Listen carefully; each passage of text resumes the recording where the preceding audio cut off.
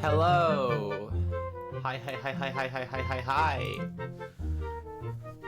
Or what should I say? I should say, hey everybody. How's it going? So today it's another liberal slop stream. And, I've been enjoying this channel from, my longtime friend, Big Joel. He started a new channel called Little Joel, where he makes little short videos, and looking good. Love the outfit. Thank you very much, Seditious Venus. I got some little jean shorts today. They're paper bag denim shorts. I think it's a bit of a look, but it's such a beautiful sunny day. I don't even have to have the lights on. It's very nice. Anyway, so we're gonna be reading the New Statesman Easter special. Happy Easter, everyone.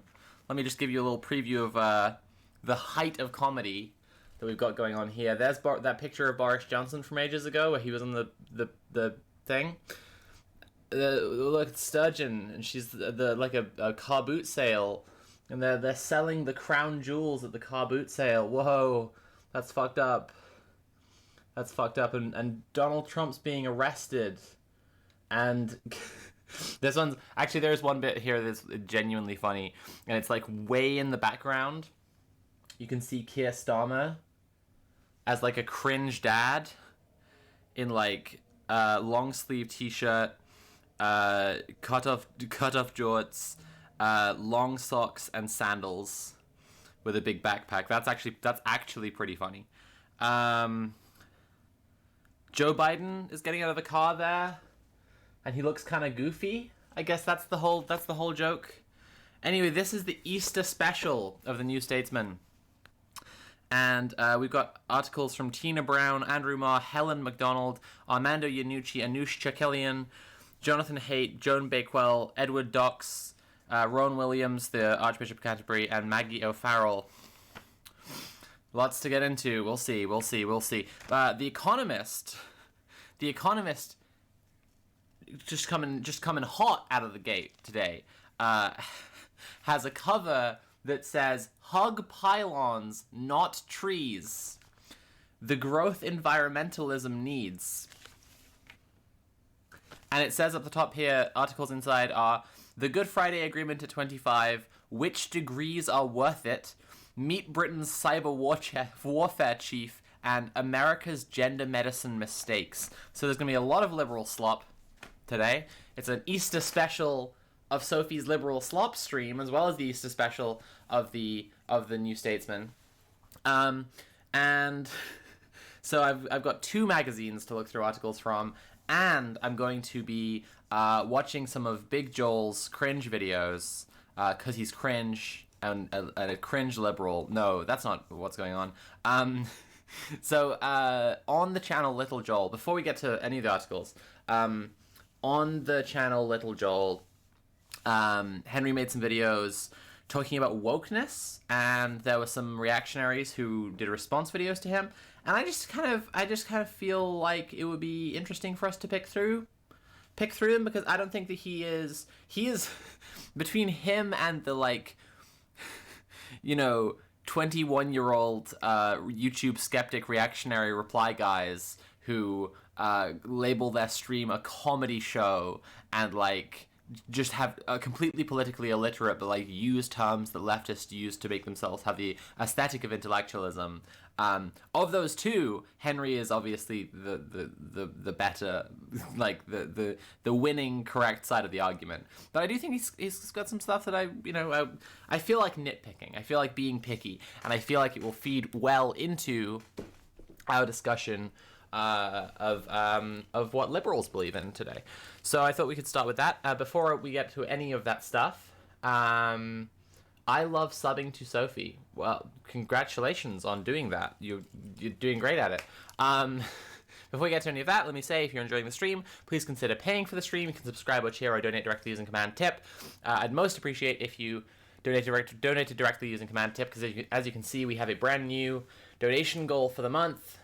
We hit the goal just at the end of last month, so there will be a Pinko stream this month. And today I'd really like to try and get to like 300 if we can do that, because April is looking to be a quite busy month, and I'd like to be able to avoid having to do too many streams. Obviously, like, I still want to get through the Resident Evil remake, and there's always more liberal slop. They just keep printing it. So, like, I will stream when I have time for it, but I'd like to be able to press on towards the goal. Holy shit! Lim Nipoli is that the way I should say that? I'm gonna say it again like that. And Lim Nipoli has tipped £50 and said, paying my lurking back payments. Now I have a job. Thank you so much. That's very, very, very generous of you, and I really appreciate it. Yeah, so like I say, if you're enjoying the stream, please consider paying for the stream. And the way I'd most appreciate that is if you considered donating. That would be really nice. So do that, please, with command tip. That would be nice of you. Base Junkie, thank you so much for the £15. Okay, it's going great. Oh. Ow. Okay, get these hair clips out. I hate these hair clips. They're little demonic things, right? Okay. Okay. So, I probably should have the videos lined up before I started this fucking stream, if I had any sense whatsoever. I don't have my headphones on, so what I'm going to do is play the video and just eat digestives and drink my coffee, and then talk about it in a second, because I think that's what I can do right now. So, where are we? I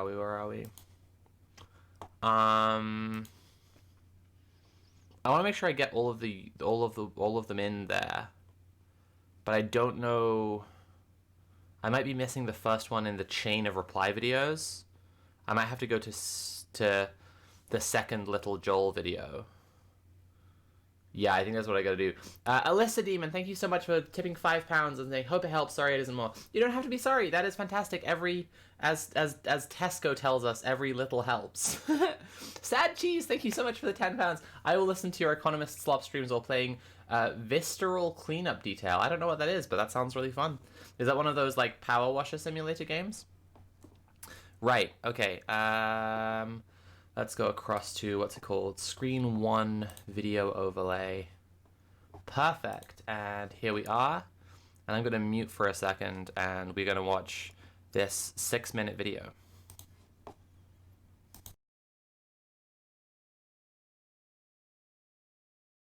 Hey everybody, so fairly recently I made a video about how conservatives don't seem to have a good grasp on the word. Okay, the link is in the description, so actually maybe we could just go there. Oh, no! Wait. Conservatives. It's not, it doesn't. Conservatives. Okay, we're gonna watch this one first. This is 3 minutes 50, and it's called Conservatives Are Bad at Defining Wokeness. Hey everybody, so ever since this interview with Brianna Joy Gray, where this woman, Bethany S. Mandel, had trouble giving a definition of the word woke. Woke is something that's very hard to define, and we've spent an entire chapter defining it. It is sort of the understanding that we need to totally reimagine and redo society in order to create hierarchies of oppression. It's hard to explain in a 15-second soundbite. It's become kind of a fad among conservatives to try to define the word woke, and they keep doing a really poor job of it. Like, they're doing a weirdly bad job defining this very simple word. Like, the way they use this word is not complicated. Bethany S. Mandel had time to think about it, I guess, and she wrote, wokeness is a radical belief system suggesting that our institutions are built around discrimination and claiming that all disparity is a result of that discrimination. It seeks a radical redefinition of society in which equality of group is presented as the endpoint enforced by an angry mob.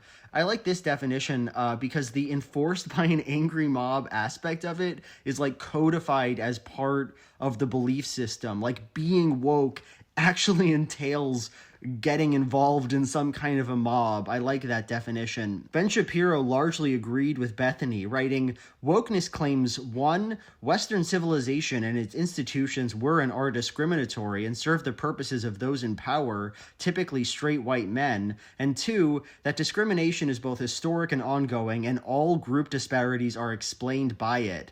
Discuss." So yeah, he mostly agrees with Bethany, even agreeing that wokeness entails that all group disparity is explained by oppression, which I don't think most people believe, but they agree on the major point, which is that they think that wokeness is just a replacement word for like identity politics, for discussions of oppression, and they're wrong. They're wrong about this. I'm going to tell you the definition of woke right now, the way that conservatives use it. Woke, it means liberal. It means being a liberal. It means having liberal politics, particularly about race and gay people. It means liberal. The reason why I know this is because the word woke is not merely applied to identity politics situations. The simple belief, for example, that trans women are women is constantly being called woke. So wokeness cannot describe exclusively some belief about oppression relationships. It literally just describes having the liberal beliefs that liberals have about gay people and black people. That's all it means. It doesn't require like 5 sentences of explanation. It's not complicated. It's not deep. They mean liberal. They're figuring out a mean word for liberal. And actually, I'd say that of all the conservative definitions for wokeness, Tim Pool is the closest. As he writes, understanding what woke is simple. It is the modern left/liberal culture created by algorithms on social media. It is characterized by cult-like adherence to rapidly changing ideological foundations rooted in various leftist theories. It's social zombieism. So he's saying a lot of words there, but all he's saying is that being woke is liberal. Being woke is liberal. And he thinks that being a liberal is stupid. That's all. That's what he's saying, and he's right. That is the definition of wokeness. He nailed it with that one. Tim Pool, you get the prize. Wokeness is a mean word for liberal. Okay, so issues with this video, like, okay, it's going to benefit us to go and look at the response we won't watch the response from the extremely cringe guys. We don't need to bother with that, but we will watch Henry's response to their response, which includes the clips that he found relevant to respond to. So we have a few different claims here about what woke means, right? We have Bethany Mandel's complete failure to define it. Sorry, it's hard to explain in a 15-second soundbite. It's because I actually don't feel the need to go back for that. But she's written out here, a radical belief system suggesting that our institutions are built around discrimination and that claiming that all disparity is a result of that discrimination. It seeks a radical redefinition of society in which equality of the group result is the end point enforced by an angry mob. Right. Now, if we look through all of this, there is an interesting and kind of crucial distinction here, right? Which is that I like being woke. I think it's cool to be woke. I think being woke is based. It's a term that has been that originated in AAVE, African American Vernacular English, referring to being aware of systemic oppression, and in people's broader usage of it, right, for awareness, it started to be applied to more things than just specifically racism, and it became this kind of this quick, easy pejorative that conservatives throw around for anything that they don't like. And that's like, you know, there's the history of the term, and there's the fact that the term serves as a little bit of a shibboleth. That like if we're being called woke, like I don't mind being called woke. I would like to think I am woke, right? And I think that there's something really interesting going on in like discursive division, when you have two sides of a really big divide, politically and philosophically calling each other, sorry, not calling each other, both using a term, one of them thinks it's good and one of them thinks it's bad, it's pretty easy to assume that they see the term in different ways, right? That we actually view the term, that we must not agree on what the term means, since we think that it's good to be woke, and they think it's bad to be woke. but that's the nature of our disagreement, is that we think it's good to be woke and they think it's bad to be woke. Like, it's okay for us to say, it's like, it's not the issue of the, like, this is the kind of social media spectacle that's manufactured all the time, like the blue and black or white and gold dress, right? Like, we are led to believe that the way that we disagree constantly on things is that we're looking at the same thing and seeing different things, and understanding it differently. But I think that increasingly I'm seeing places where conservatives are saying, I don't like things that are good. Like, they're saying, I think good things are bad, actually. What's the Wint tweet? Let me get the Wint tweet up, actually. That would be good. Good things, good, Wint, good and bad things. This is conservatives, right? About practically everything. The wise man bowed his head and solemnly spoke. There's actually zero difference between good and bad things, you imbecile, you fucking moron. Conservatives think that bad things are good and good things are bad. They want to form a coalition of the cruel and greedy. They want to set aside all impulses to behave well, and to be kind to other people, because they see a short-term gain in acting that way towards other people that they can get, and they don't see that in the longer term there might be any kind of repercussions against them. I want to read out a comment that I left. I don't usually. This is not a big feature of my my streaming or whatever, reading YouTube comments, but I left quite a long YouTube comment on a different but still Little Joel video. Is there hypocrisy in the title? Hypocrisy. How do you spell hypocrisy? I can't remember what the video is called, though. That's the big problem. But basically he made a video about how he likes pointing out when people are hypocritical, and I left a comment on that one because I thought it was kind of an interesting discussion. Okay, looks like hypocrisy isn't actually in the title. That's annoying.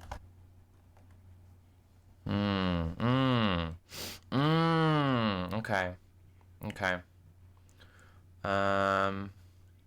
Can I figure out from these titles and thumbnails which one it is that I'm talking about?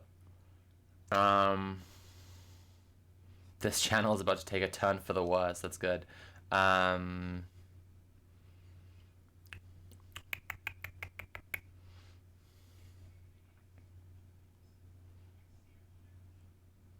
can hear Nat listening to watching a Jack Saint video in the other room, and I'm kind of jealous because I have to work right now, and that the video seems good because Jack's talking about everything everywhere all at once, and I love that movie.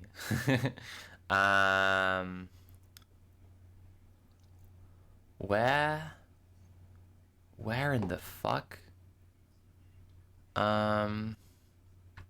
There's a YouTube comment history? How would I access my YouTube comment history? This seems dangerous. I'd have to see what other YouTube comments I've left. I don't like the idea of doing that. That seems bad.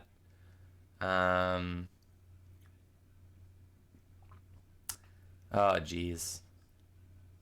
I really should have prepared a little bit more with the links to the videos, because I know the points that I want to get through, but I don't. Is it? No, no, no, no, no. Hide screen. YouTube comment history into a search engine. It's in your history page. It's in my history page.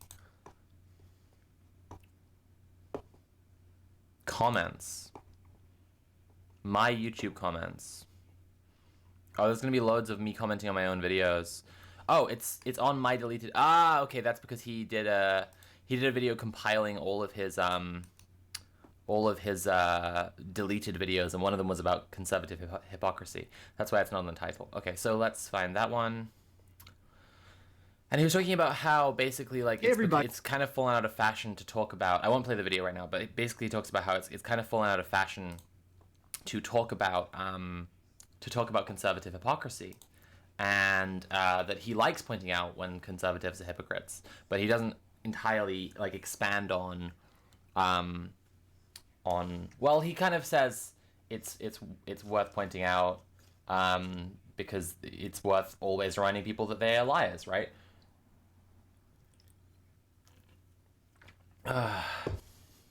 But the comment I left underneath this one, because I have quite a few thoughts about hypocrisy. It's something that Nat and I talk about a lot. So I just wanted to read this because I think it adds to the framework of what we're talking about here. And again, if you're enjoying the stream, please consider paying for the stream. You can subscribe or share or donate directly. Thank you again to the people who've already donated. I really appreciate that. It helps me out a lot. Okay, here's the comment. So I said, on hypocrisy, the definition that a political group or movement or tendency or whatever can speak in terms that are effectively utter gibberish is worth pointing out. Did I say definition? I meant to say demonstration. Right. Okay, let's start over. Fuck. The demonstration that a political group or movement or tendency or whatever can speak in terms that are effectively utter gibberish is worth pointing out, but I think not quite in the terms that they usually are. To say that a Republican is anti-gay but secretly gay in their private life, or they're anti-abortion but secretly pay for women to get abortions, or make arguments to do with protecting children that don't reach any further than the specific case they're talking about now, is the first step in a discursive process that we rarely take the next step. To say the hypocrisy is the point might sound a little too much like trying to cram my point into a recognizable phrase here, but the hypocrisy is at the very least a vital method in trying to use brute force to conform the real world to a completely disjointed and ideologically nonsensical set of beliefs. Right? Do we understand this? Like, conservatives don't have a like an ideologically cohesive set of beliefs. They see short-term gain in being cruel and greedy towards other people, and they don't care. Like, they just don't care about anything else, and so they'll exercise their, like, disgust in bigotry, or they'll exercise their greed in their fiscal policies, or whatever. You know, it doesn't matter, and it doesn't have to be ideologically cohesive, because it's all about short-term gain. When conservatives are hypocrites, they are demonstrating their right to have no core values, beliefs, or integrity, which telegraphs to others who believe that we live in a dog-eat-dog world that they are forming a coalition of the strong. What I mean by this is that while conservatives might politically organize around hating trans people, Muslims, Jews, gays, black people, and so on, and while their rhetorical strategies might appeal to the politically illiterate and ignorant along the way, making it more viable as an electoral strategy, I don't think their bigotry is actually their raison d'etre. They want power first and foremost, and see uniting around the persecution of whichever minority group it is currently workable to hate as a pathway to that power. The minority group in question will keep switching out as over time the media circus runs out of original things to say and people get wise to the bigotry, or the rights of the minority group will genuinely be knocked back, which will galvanize the conservatives all the more. If they simply hated the group they are targeting, a political victory against that group's rights wouldn't excite or energize them. But since the whole point is power, and the victory demonstrates that the power is really there, it drives the invested conservatives to push even harder and drives others to join them. Hypocrisy is worth pointing out, but I think it needs a Sartrean framework per anti-Semite and Jew. We need to see that modern conservative rhetoric uses a blend of tangible appeal to manufactured bigotry and artless trolling to signal to others who want power where the hot action is. The hypocrisy does matter, but we can never expect that pointing out the lack of coherence is any kind of win in itself. Okay, people, I'm gonna catch up with chat for a second. Are people feeling like are we all on the same page? We're getting what I'm saying here? Let's see my comments. Talk Gibberish says, left side history will... oh, yeah, this is about how to find my comment history. Okay. Conservatives will sell anything out for one step up the power ladder. Yeah, absolutely. Yeah, conservatives aren't obliged to use words coherently. It's like that Sartre quote. Yes, that's what I was referencing with anti-Semite and Jew. Cool. Yeah, cool. Okay, so I think that's important to the framework of what I'm discussing here, right? It's actually really important to... I've just realized I'm not wearing my glasses, which is why I'm struggling to see things. Go figure. It's important to understand conservatives as not having any kind of ideologically cohesive project and just trying to use a combination of this kind of signaling and posturing, artless trolling, and bigoted rhetoric to gain and hold on to power. And that's all they're there for. That's their whole entire political project. And so, while I was talking about hypocrisy there, when we're talking about wokeness and how conservatives talk about wokeness, I think that's a really interesting question, right? I think that's actually somewhere where things get really fucking interesting. And in this section, I would like us to try to actually find a definition of wokeness, because that's kind of what the back and forth between Henry and these other guys is about. And I think that I don't think I'm particularly happy with any of the stuff that's said. Although, yeah, I do think that there's something very interesting going on in the conservative definitions of wokeness. Oh, that's so much better. Why do I ever not wear my glasses? What am I doing? Okay. So Bethany Mandel, right, says, a radical belief system suggesting that our institutions are built around discrimination and claiming that all disparity is a result of that discrimination. It seeks a radical redefinition of society in which equality of group result is the endpoint enforced by an angry mob. By the way, chat, if you put your ideas in chat of what you think wokeness really means, I'm not going to shout them down. I might read them out. I might just move on because if there's not time to read everyone's comments. But like, I do want you to like engage here. I'm looking to have a little bit of a class discussion. Where this is very much audience participation. So it seeks a radical redefinition of society in which equality of group result is the endpoint enforced by an angry mob. Well, it's what is this angry mob? Like, what is this, seriously? Like, their fixation on the idea of an angry mob is so silly, but it does show that, like, whether or not they are actually members of the ruling class, all conservatives think of themselves as members of the ruling class. But this is the thing, that if you've watched my liberal slop streams before, you'll know, like, liberals broadly imagine themselves as members of the ruling class. I think one of the main differences with liberals and conservatives is that liberals don't think for sure they will actually get the power and get to go do the things and do the oppressing, but the conservatives think, with just a few more steps, like, I can get someone to do the oppressing for me. Whereas liberals, like, They are too quick to sympathize with the decisions being made by absolutely ghoulish ruling class politicians and the bourgeoisie, because they've still been fed. And I'm talking about imperial core liberals here. They've still been fed such slop, which we will get to. In fact, let me just quickly tease some stuff that I've seen here. Andrew Ma on a return to consensus politics. I might want to get Nat in here for that one.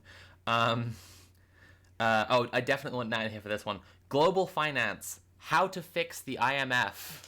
There's going to be some exciting slop to get through later. But, right. Let's talk about definitions of wokeness. That was Bethany Mandel's one. Ben Shapiro's one. Wokeness claims, one, Western civilization and its institutions were and are discriminatory and serve the purposes of those in power, typically white straight men. Yeah, that might be a reasonable thing to say. Two, that discrimination is both historic and ongoing, and all group disparities are explained by it. Yeah. Those I think that I don't know that this works as a definition of wokeness, but I think that little Benny might actually be on the money. His statement that these are claims made in woke ideology, I think, is pretty reasonable. And then Henry said that Tim Pool had the best one. Understanding what woke is simple. God, Tim Pool is such a fucking spineless little creep. It is the modern left liberal culture created by algorithms on social media.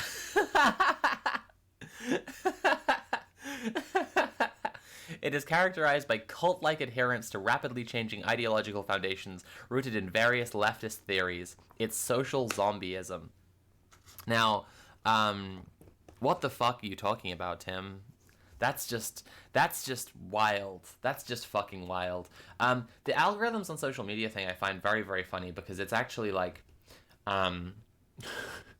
it's not that it's projection as such, but it's like these broadly more, I don't want to say democratic, but accessible platforms have been created for people to share ideas over social media and share political ideas and engage in political ideas across the world at light speed for the first time. And it turns out that a lot of young people want the world to be a better place. And so someone who hates those ideas of the world being a better place is like, social media has created liberal ideology and it's rapidly changing all the time, and it's like, no, you just want to pretend it's all too complicated to understand when it's extremely easy to understand. Anyway, so this video is 6 minutes long, so it's going to be quite a bit longer, and it's it will include some clips. Hey everybody! Oh my goodness! So fairly. Hey Henry, shut the fuck up. This one, it's a bit longer, and it's going to include some clips from the people who responded to Henry's video. I think, yeah. So again, sound off in chat for what you think that, like, how you would kind of try to define what wokeness means.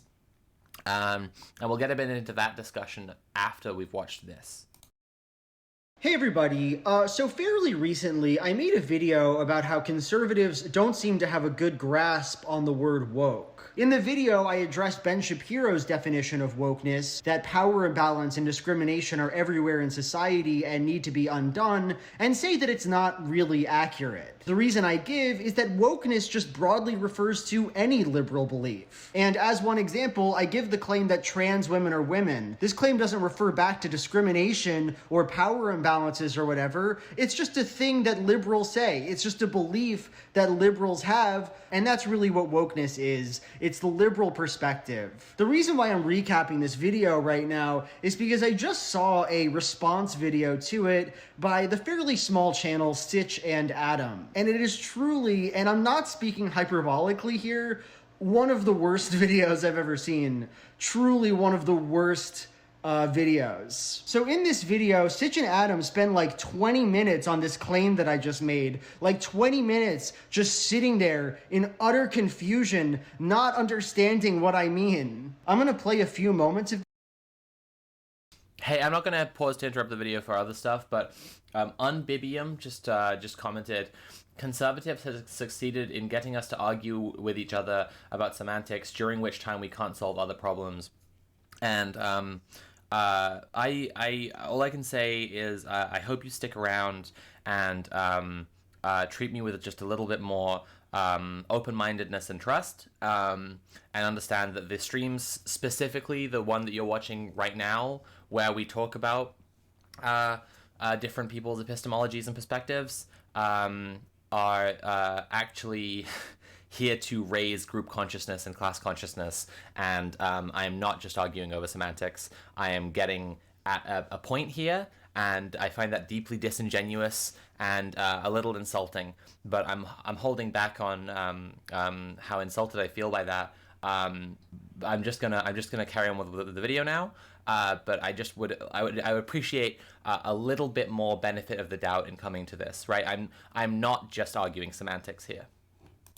this, maybe like 2, but keep in mind, it's like 15 minutes out of the 20-minute video. Like, they do not stop sitting around saying, I don't get it, I don't get it. For example, that trans women or women is constantly being called woke. So wokeness cannot describe exclusively some belief about oppression relationships. It literally just describes having What? Wait. What? Trans women or women is about oppression, obviously. And it's literally identity politics. Yeah. What the fuck is he talking about? Yeah. What? Am I losing my mind? How is trans women or women not about oppression? I don't know. What is it about if it's not about I don't oppression? know. Yeah. I don't understand. It can't be about anything other than oppression. He's like, listen, guys, woke isn't identity politics because trans women. Yeah. What? It's like I'm stunned. I can't even form a fucking coherent sentence. He's like, listen, guys, we know that woke isn't about identity politics because they call trans women being women as woke. He's saying that woke is about identity politics, but it's about another thing too. But then he gives an example that's literally fucking identity politics. I know. It is both identity politics and about oppression. I have no mouth, but I must scream. Like this. I don't understand. It's like, this is like brain rot.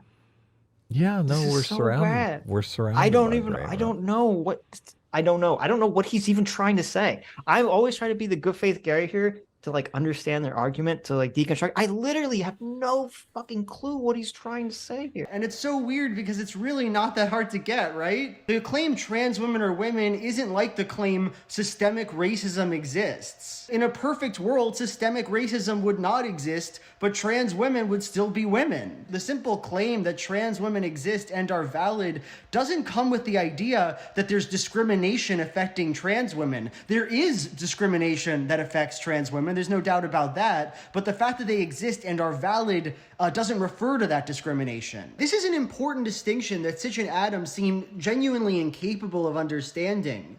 Conservatives want to convey the idea that wokeness refers back to some big intellectual thing, but it's not. They're just mad about liberals. They just don't like the things that liberals say. And the reason why conservatives call the claim that trans women are women woke is not that it refers back to discrimination or identity politics. It's because they don't think trans women are women. It's a belief they disagree with. And that's what the word woke refers to. Liberal beliefs that conservatives disagree with. Oh, before I go, I just wanted to give one more example of this that might actually help Sitch and Adam out here. Climate change. I very frequently see the claim from conservatives that the concept of climate change is woke ideology, but that completely controverts Ben Shapiro's definition of wokeness, which is about systemic and historical injustice and discrimination. Climate change, the fact that carbon is causing the world to heat up, is not about systemic discrimination. It's a whole other problem. What's the common thread between all of the things that conservatives call woke, though? It's that liberals believe it. Okay, that's what it's about. So maybe that'll help. I don't know. Another thing that's weird about this video is that one of the guys keeps on saying that I'm reading a script in this video. Like, he keeps repeating the idea that I'm reading a script. Look, he's like, he wrote this stuff out. He's totally reading it. He wrote But you're this saying out, man. He wrote it. That makes it even worse. That means he wrote these words on paper and read them back to him and said, yeah, that makes sense. And A, I'm not sure why it would matter if I was reading a script. Who cares? But B, I'm obviously not reading a script. I'm not writing these videos out. That's crazy to think that I wrote this out. You can very easily find videos where I'm reading a script. Like, there's many, many videos that I've made where I read a script.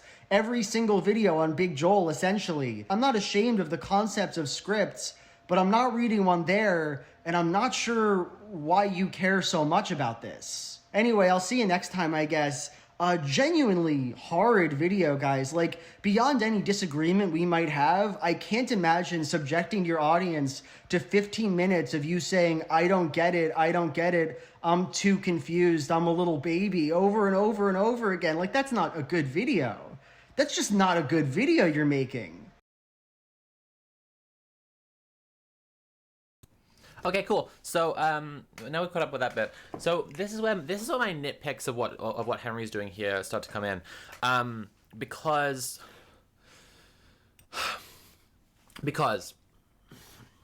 I think there is an ideological object we could point at and say this is wokeness. This is people who ascribe to a woke ideology. Again, I think that's based. I would like to be described as woke. If right-wingers call me woke, I'm like, cool, fine. Now, crucially, they tend not to, because I'm transgender. So they don't call me woke because woke is, to them, very often about people who would not have a reason to oppose the oppression of marginalized people in society because they are not themselves marginalized and are doing it anyway. So they call corporations woke. They call straight white men like Henry woke when they are defending marginalized people. Now, it's not all about oppression in the way that conservatives use it. Also, I'll say at this point, someone asked what's wrong with Big Joel. Nothing. I'm good friends with Henry, and I like his videos. I'm just nitpicking something now before we get to the main content of the stream, because I think it'll be interesting for the framing of what we're talking about today. But oh, there it is. Oh, should have had that coffee so fast. Been pounding this coffee and Monster Energy while I was watching Henry's video. So I think that when Henry brings up the example of trans women are women as a claim that would be called woke but is not about oppression, well, that's obviously wrong, right? Because in the society that we live in, trans women are frequently called men and frequently called mentally ill and sexual predators and so on. And the claim trans women are women is a deliberate and furthermore woke attempt to refute that. Now, before I get to more of that, let me quickly say, if you're enjoying the stream, please consider paying for the stream. You can subscribe or share or donate directly using Command Tip. I would really appreciate some tips. I'm trying to get to £300 today if I can possibly. But you know, any donations, no matter how big, are very appreciated. Now, I asked for people in chat to try to share their thoughts on what they think wokeness is. Now, maybe if I refine the question as well, we can keep on getting contributions from chat. But I want to refine the question a little bit by saying, if there is an ideological object, right, an organism that like exists in people's minds, a uniting kind of ideological project, different people believe in this ideology that's called wokeness, right? That's different from the conservative projection, because the conservative projection is obviously labeling things that they don't like as woke, obviously. But crucially, there is a starting point from which conservatives are identifying, right, this as the woke ideology, and then they're adding extra things in. So I think there's a process by which they are labeling everything they don't like as woke, right? But first there has to be something that they are actually pointing at. And since this back and forth with him and these other YouTubers is about what woke means, it would be useful for us to first define what does someone who we could say is woke, and we're assuming woke is good actually, what do they believe in? Now, I think a really good starting point for this would be to talk about standpoint epistemology. People in chat, are you familiar with standpoint epistemology? You could just do a 1 if you are and a 0 if you are not. And in the meantime, I'm just going to look over some people's definitions of woke that they've said. This is taking me back to 2016 discourse. It does feel very 2016, doesn't it? Wokeness is when nap time. True. Are you a honk shoe woke or a me woke? True. I did see one I quite liked.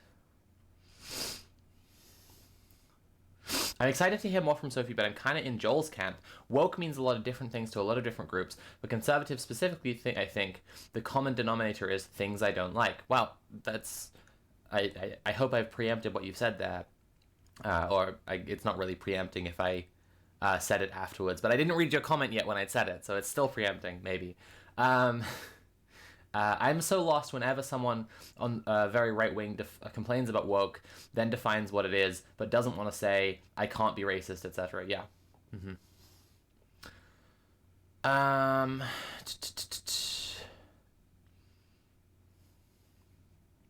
Not to spoil things, is that... I can't read that one right now. Tim Pool just reworded the current thing meme and his fans ate it up. Well, yeah, true. I've always assumed that conservatives just use woke as an anti-black dog whistle. I think someone said something similar earlier. Yeah, I think that's a very useful thing to point out as well, is that in woke coming from AAVE, there is an aspect where it's... Thank you very much, Damn Danky, for the £20 tip and saying, I love your content. Thank you. I really appreciate the tip. Yeah, woke as anti-black dog whistle. Yeah, I mean, if a fundamental starting point of the term woke is black people using it to point out that racism exists and that they experience it, then conservatives do use woke to associate things back to that starting point, that everything, it's all to do with black people gaining power in society, which they're obviously terrified of.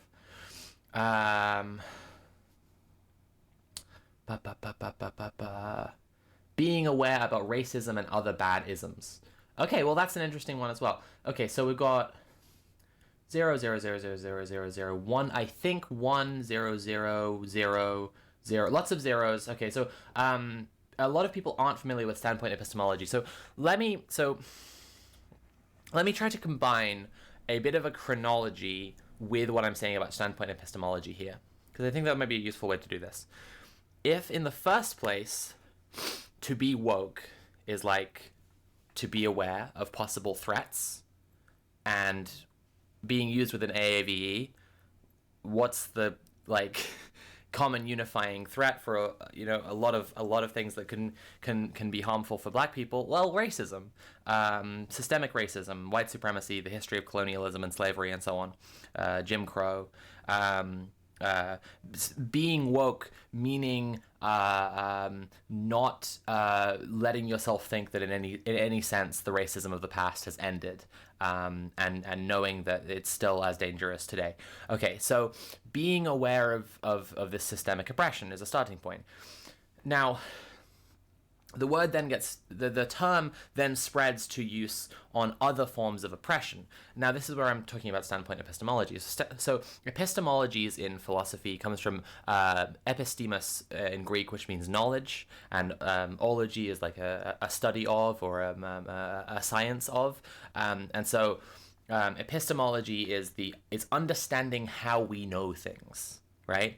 Now, understanding how we know things sometimes gets a little conflated with what are people's perspectives, and it can be really easy to do that in this specific instance, because standpoint epistemology has a lot to do with people's individual perspectives.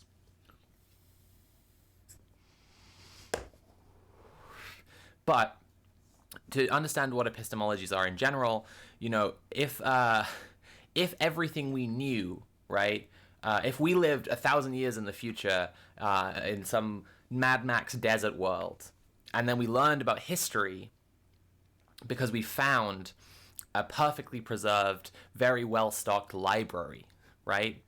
Then there would be things we could observe about the information that we are gaining from that library, which it's still... the information isn't pure, right? It's not like we suddenly got a time machine and we're able to go back thousands of years and we're able to observe things objectively or whatever, right? Now that raises other questions about how would you observe things objectively anyway, but we would know things in the way that the library had taught us those things. And we can kind of think of that similarly to, we are born and then we get educated, and that education has a structuring to it, right? We know things because we are taught them.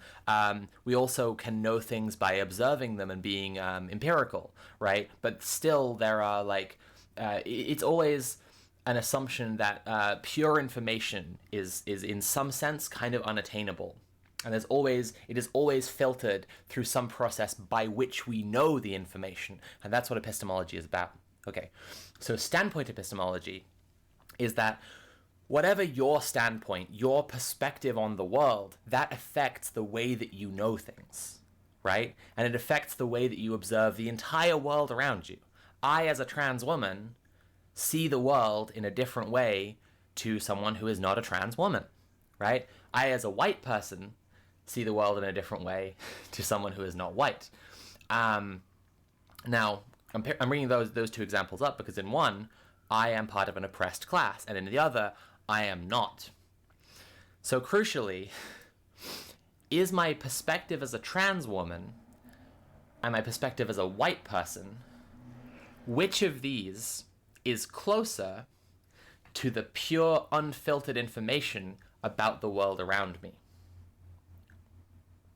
Right?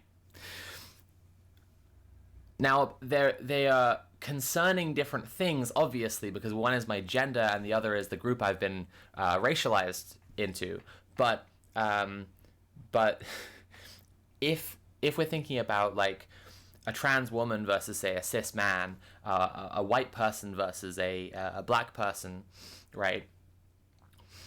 My experience of the world doesn't include racism towards me, and it doesn't include systemic racism towards me, right? It will never include people denying me a job because of my race, me being unable to, I don't know, like, get the very basics that I need day to day because of my race. Like, people not trusting me enough to, like, let me into a store to just shop for stuff because of my race, right? And because those experiences will be missed out, it would be entirely possible for me as a white person to go through the world not believing that systemic racism exists.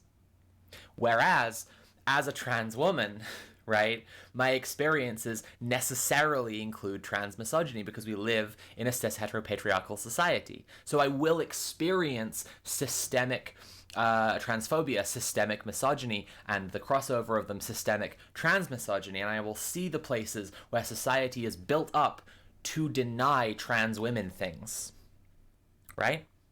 So, to return to that question, is my identity as a trans woman or my identity as a white person closer to the pure, unfiltered understanding of the world that we could imagine but we can never attain? Well, my identity as a trans woman is closer. Because in that identity, necessarily I encounter... Nat's just put in chat, ready to get Hegel-pilled.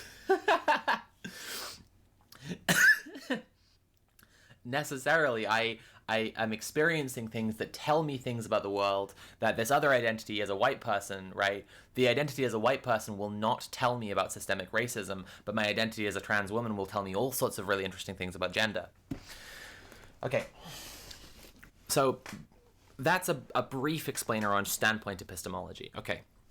So wokeness, I believe, is often synonymous with standpoint epistemology or links in very closely with standpoint epistemology.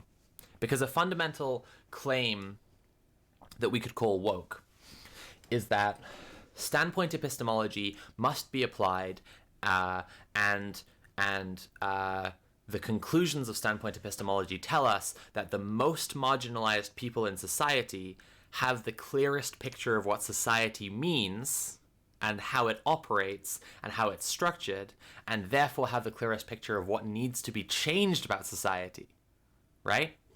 So when there are all of these conservative claims that we've just been through from Henry's video about wokeness is the idea that there is discrimination and it has to be destroyed, well, I don't think that's really wrong. I do think people who are woke, right, do actually believe that people who are marginalized, especially along multiple axes, have a clearer picture of the world, and furthermore, that those marginalizations should be abolished. Ooh, sorry about this.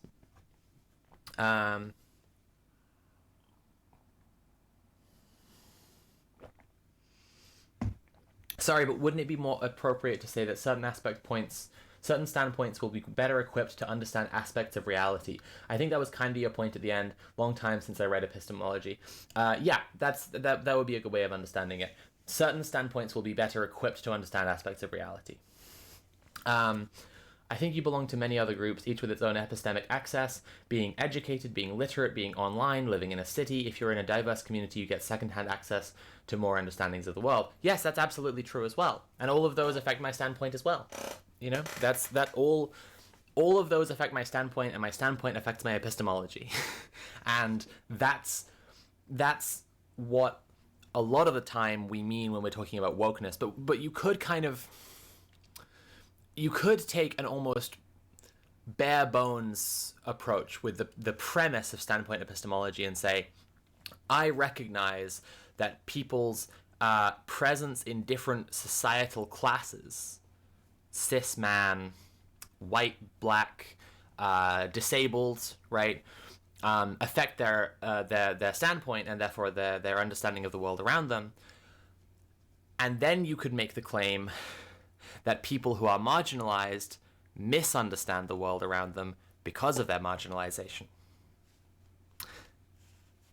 This would be a horrifying thing to do. But I want to raise that idea for a second, because I think it's worth thinking about.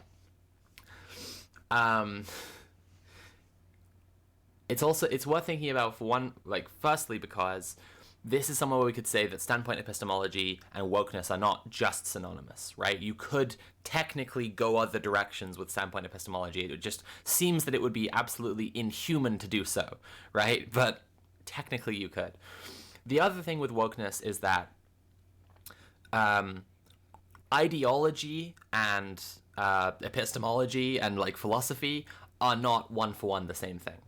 The Marxist definition of ideology is Sie wissen das nicht, aber sie tun es, which means they don't know what it is, nonetheless, they do it. So, ideology is like an artificial reef in your mind, okay? It's been placed there, it's been carefully constructed, and things will grow on it because of the shape that it is, because of the currents that flow over it, because of the things that are carried in the ocean of your mind and your consciousness. And they will seem to be organic, but they will be shaped by the thing that has been placed there. So you don't know what it is, but nonetheless you are doing it. And I think that when we apply Sie wissen das nicht, aber sie tun es, right?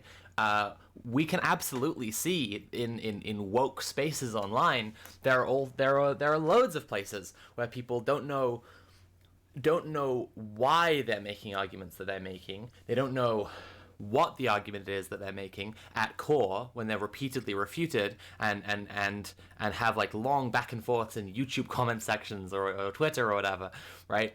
Nonetheless, they are arguing from that position. People aren't saying.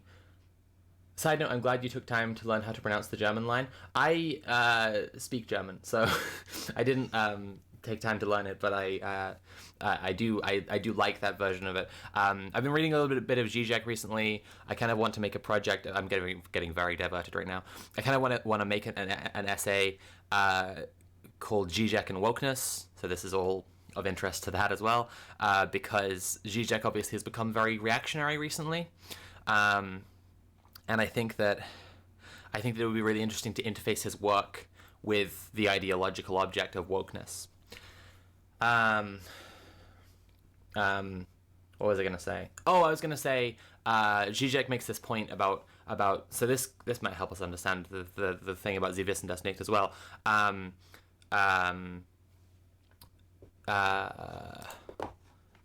Actually, this is a test of my German, because I kind of want to do a little. I kind of wanted to do.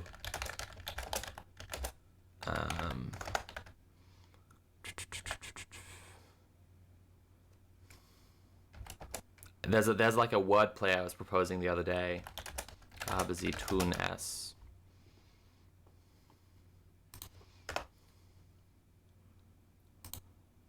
Das.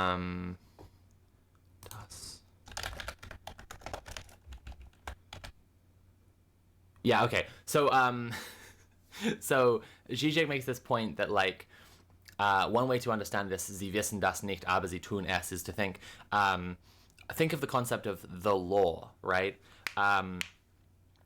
We know that Roman law existed to serve the Roman state, and British law exists to serve the British state, but we still use this term, the law, right? As if there's some kind of pure, like, Platonic law that's out there somewhere, and that these are, like, interpretations away from it, you know, just, like, flavors of the law that must be obeyed, and not as if the law is just a social construct that like serves particular pragmatic functions in understanding in controlling how people behave and perpetuating the state. So he says that if you want to understand they don't know what it is, nonetheless they do it, you could say that someone might know that there is no such thing as the law at core, right? Still, they act as if it is there, right? They act as if it is some kind of holy, real thing out there in the cosmos somewhere. And the wordplay I was saying was you could change Sie wissen das nicht, aber sie tun es to Sie wissen das es ist nichts, aber sie tun es. So instead of they don't know what it is, but they do it, you could say they know that it is nothing, but they still do it.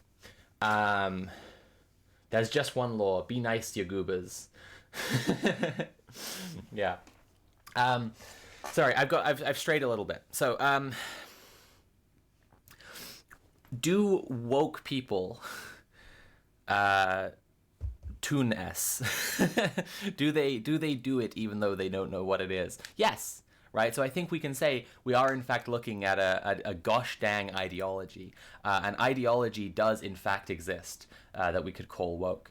By the way, if you're enjoying the stream, please consider paying for the stream. You can subscribe or cheer or donate directly using Command Tip. I'd really like to get up to £300 today, if we can. And if we get to £1,000 before the end of the month, there'll be an extra Pinko stream next month. Cool. Anyway, to return to Henry's video, let's get back over here because we have strayed quite a bit. Henry was saying, am I losing? Oh my goodness. So Henry said it's not all about oppression because you could take one woke claim, systemic racism exists, and another woke claim, trans women are women. And while the one of them is about systemic oppression, the other one isn't. And the other one is a statement that would be true in a perfect world anyway. But the function, and you know, sometimes you take different approaches to language. So let's take the utilitarian or functionalist approach to language now. The function of saying trans women are women is to respond to people who are claiming trans women are not women, right?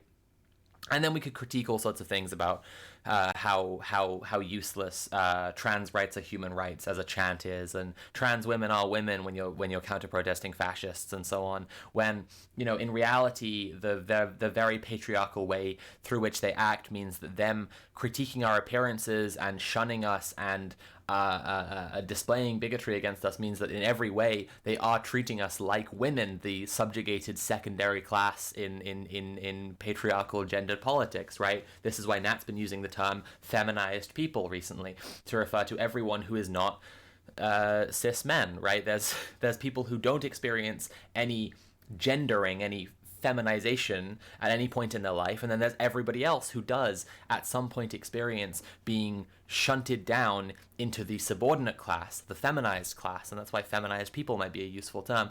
I'm liking it more and more the more I use it. Anyway,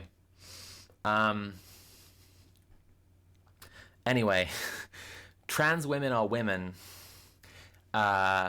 is not a statement that it exists in a vacuum, right? In Henry's perfect world scenario, yes, it's a statement that would still be true, but who would say it? I don't know if you can hear the ice cream truck right now, but it's a beautiful sunny day, and I'm just hearing the ice cream truck for the first time in a few months. It's kind of nice. Who would say trans women are women in an ideal world, right? So functionally, yes, it is to do with oppression because it's being used to combat people saying trans women aren't women. Okay. But he has another example in his final video on the subject that I think will take us to a really interesting place. So let's go and have a look at that now.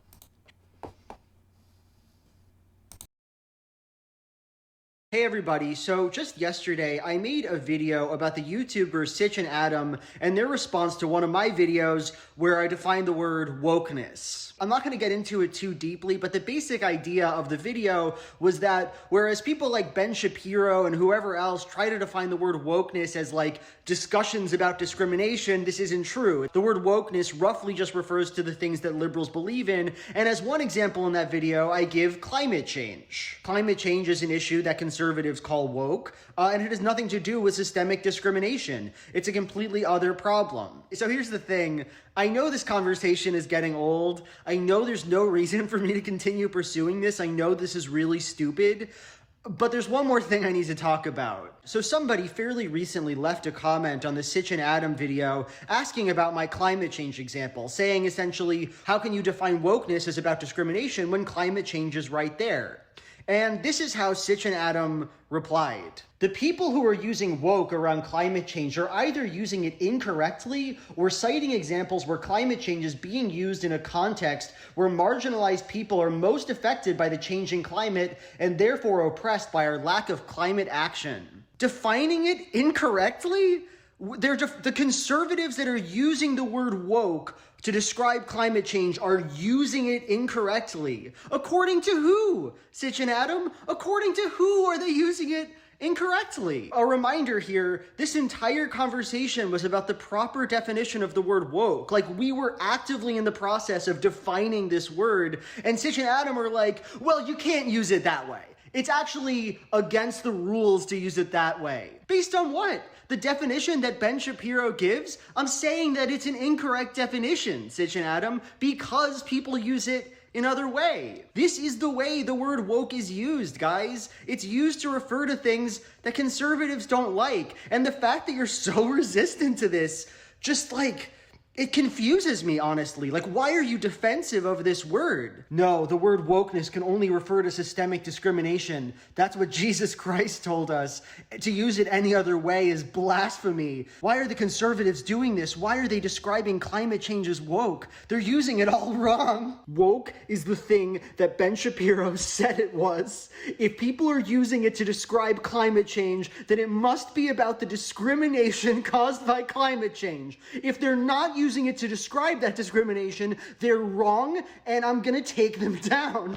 Very dumb. I promise I won't talk about this more. This was the worst series of videos I've ever made. Thank you. Hello again. Okay, so now we've entered another phase of this discourse. Climate change is woke. Acknowledging that climate change is real is woke. I'd like to respond to a comment in chat first, because I think this is a really interesting and illuminating comment. Not to say that I think that the comment is correct. I think that it's an illuminating jumping off point for a discussion. So Sad Old Guy, first time chatter, welcome to the stream, says, another problem with the definition of woke is that there are multiple definitions depending on the person. My MAGA brother-in-law considers woke to be performative liberalism. MAGA leaders use woke as things we dislike, and you clearly have another definition.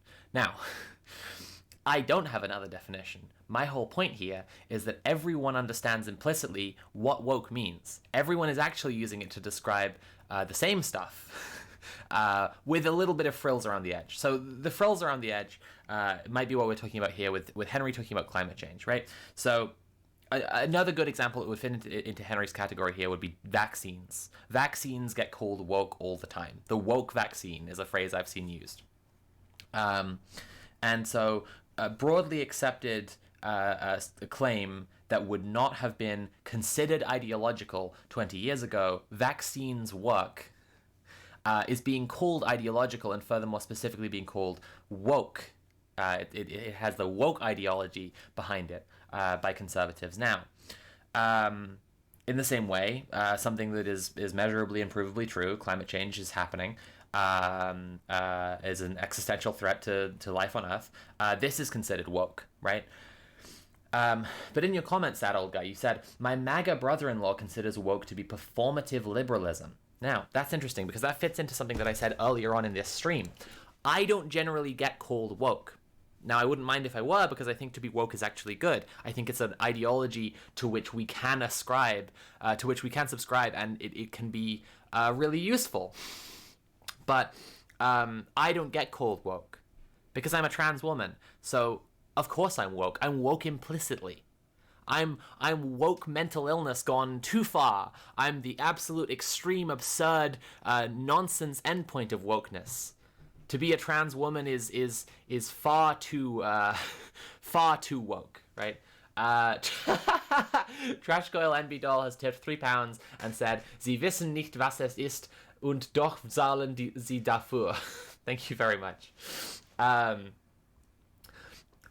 Your MAGA brother-in-law sees wokeness as performative liberalism because it's when corporations, the government, institutions, and people who are not oppressed care about oppression that they do not face, right? So for a white person to care about racism, that's woke. For a corporation to say that they are committed to fighting racism, that's woke. For the government to mandate that people have affirmative action programs in business, that's woke.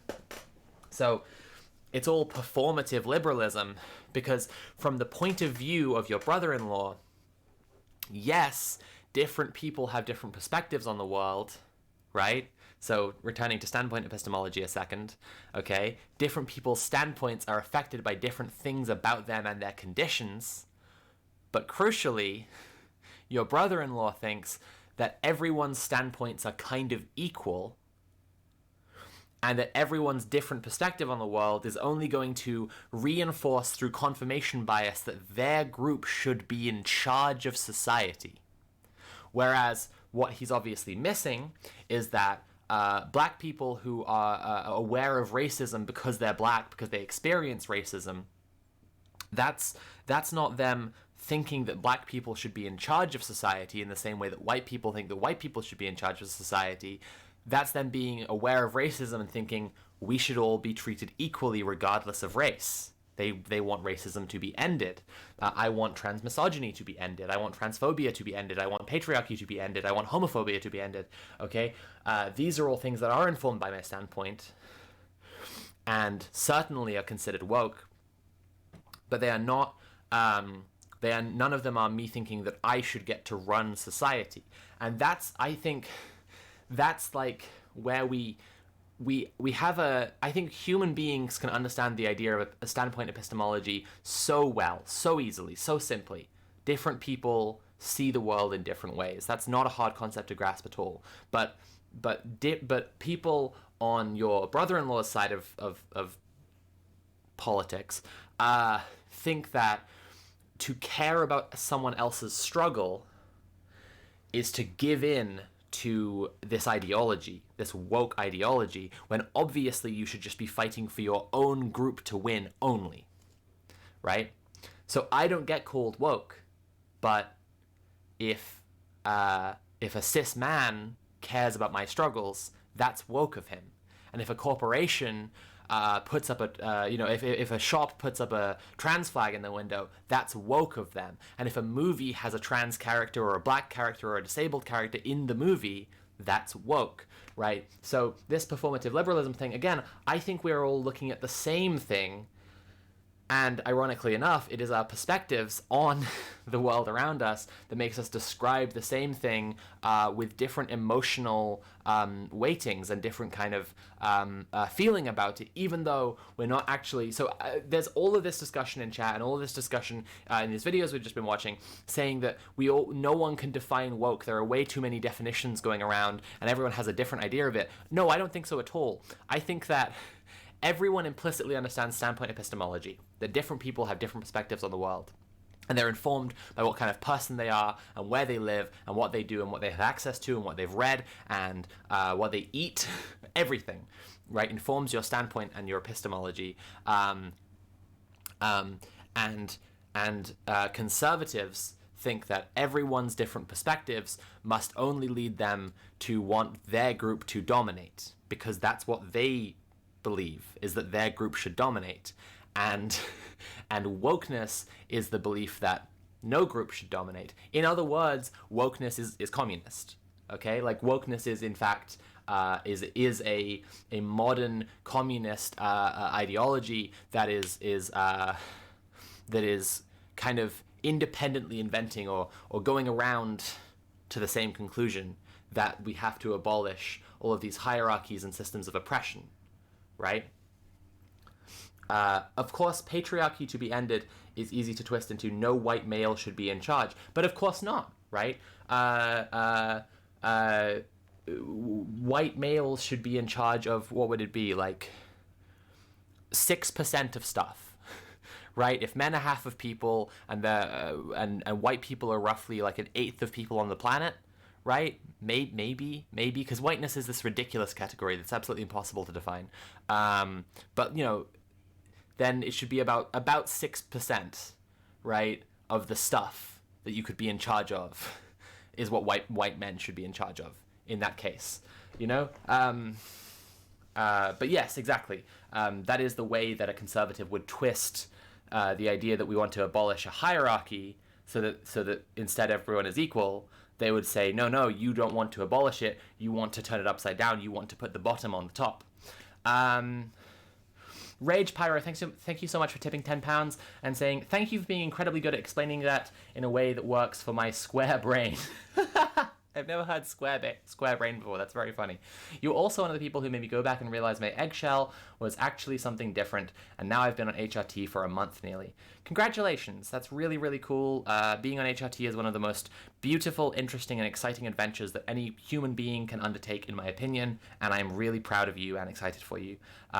Also consider, as a piece of homework, if you like, all the things that you did when you thought you were cisgender. And it was when you realized that your eggshell did exist that you made a change. Consider perhaps whether there was an ideology, cisgender ideology, that you didn't listen. Nonetheless, you did. Just Plain Garrett has also tipped £20 and said, have to run errands now, but love your content. Always feel like I learn a lot. Thank you so much, Garrett, and I hope you check out the VOD if you want to see the rest of the stream later. I really appreciate everyone who's tipping. I'm trying to hit £300 today if we can, so please tip using command tip if you'd like to. If you want to support the stream other ways, you can subscribe or cheer, including by subscribing with Prime. Right, so back to the discussion. Maybe it will be useful for a second for us to conjure a stereotype. Okay? We're going to create a straw man of wokeness, and this will, and in doing this, we will understand that wokeness can be seen, can be understood to be a thing that exists. Because I've seen some comments in chat now, while we were watching that last video, that were saying things like, woke isn't real. Woke is not real. This is a comment we had. And I think that's a very silly thing to say. Because if we can imagine someone who is excessively woke, right? In fact, is performing wokeness, the ideology, too much and is leading themselves to wrong conclusions, then we might be able to see exactly what it is we're talking about when we're talking about wokeness, okay?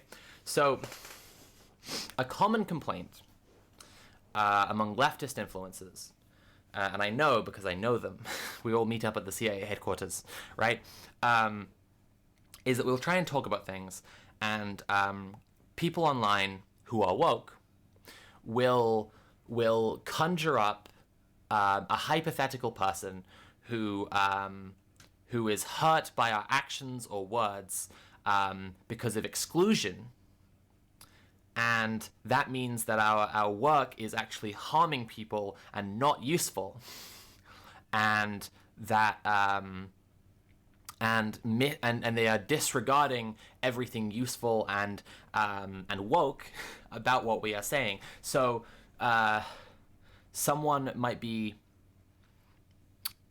trying to make arguments against patriarchy, and they might say that the ideology, the ways that patriarchy makes people act because they wissen das nicht, aber sie tun es, they don't know what they're doing and they still do it, right? Leading to absolutely absurd patriarchal behaviors. This person might be saying, our hypothetical influencer might be saying that, patriarchy makes people behave in insane ways, right? And then our very woke commenter might say, well, this is ableist. It's actually very harmful for you to say insane as an insult, right? Now, I don't think that this is necessarily excessively woke. I don't know that we've necessarily conjured an absolutely absurd example, but you can see kind of where I'm getting at, because I do think that us treating mental illness as inherently bad and not interrogating what it is, like how we come to believe in people having mental illnesses, this does limit us in many ways. But when someone is trying to make their point that say, for example, patriarchy affects the behaviors of men in relationships with women so that they treat the women unkindly, even though actually they care about them very deeply, that they aim first and foremost to subjugate the woman they are in a relationship with rather than to love her and to have a life together, right? And then they describe that as insane because they are contrasting it against the rational conclusions of behavior that you would reach if you were just acting based on your love and care for another person, right? It's entirely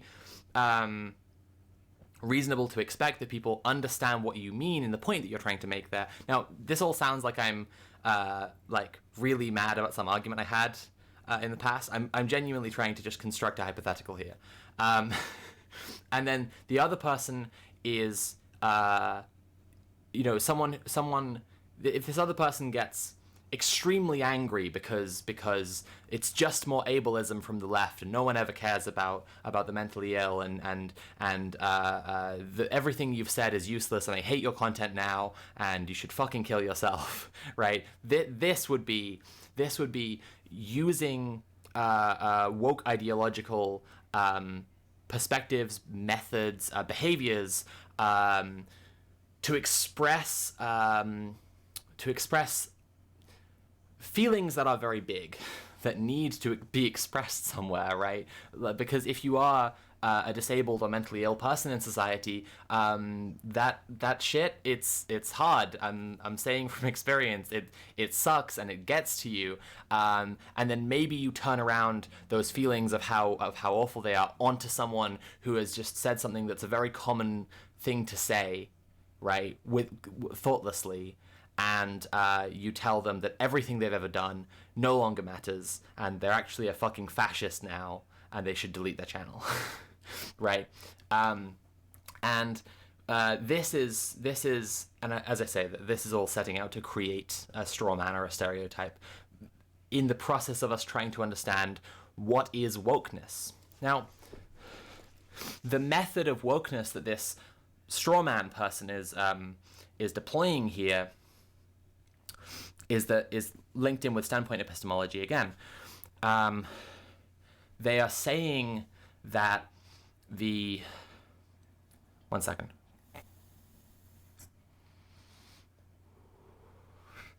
They are coming from a place that people's experiences will be closer to a true experience of the world if they are marginalized, right? But they are applying it firstly to a discourse that doesn't actually have to do with the axis of oppression that they are trying to complain about and combat. And secondly, they are doing so in a way that they are. Sorry, I lost my train of thought slightly.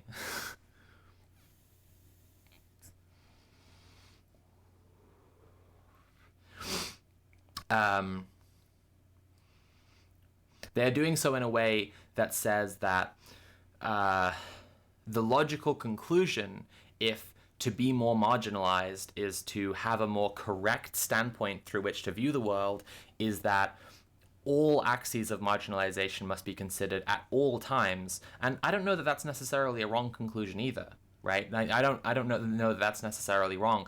But what they're using to spend their time on then, instead of fighting axes of oppression, is policing the language of other people who are fighting axes of oppression, right? So it's about how they're expending their energy. And we can compare this, say, to Marxists who take the word of Marx as if it's gospel, rather than using dialectical materialism, the method, which Marx himself said he wants people to do, rather than to take what he's said as gospel, right?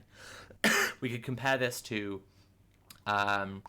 biblical literalists and dogmatic religious people who are taking their texts too seriously, rather than learning the lessons and methods for existing in the world that they are trying to impart instead.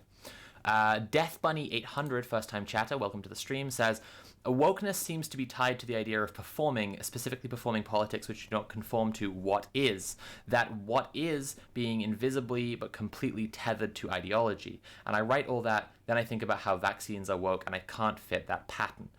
Okay, well, we'll get to that in a second. Copitas says, I remember having a discussion about inclusion. I arrived to the conclusion that the point of inclusion is not to include everyone, but to change the focus, the perspective that we are focusing, so that we have a better chance to understand a new experience.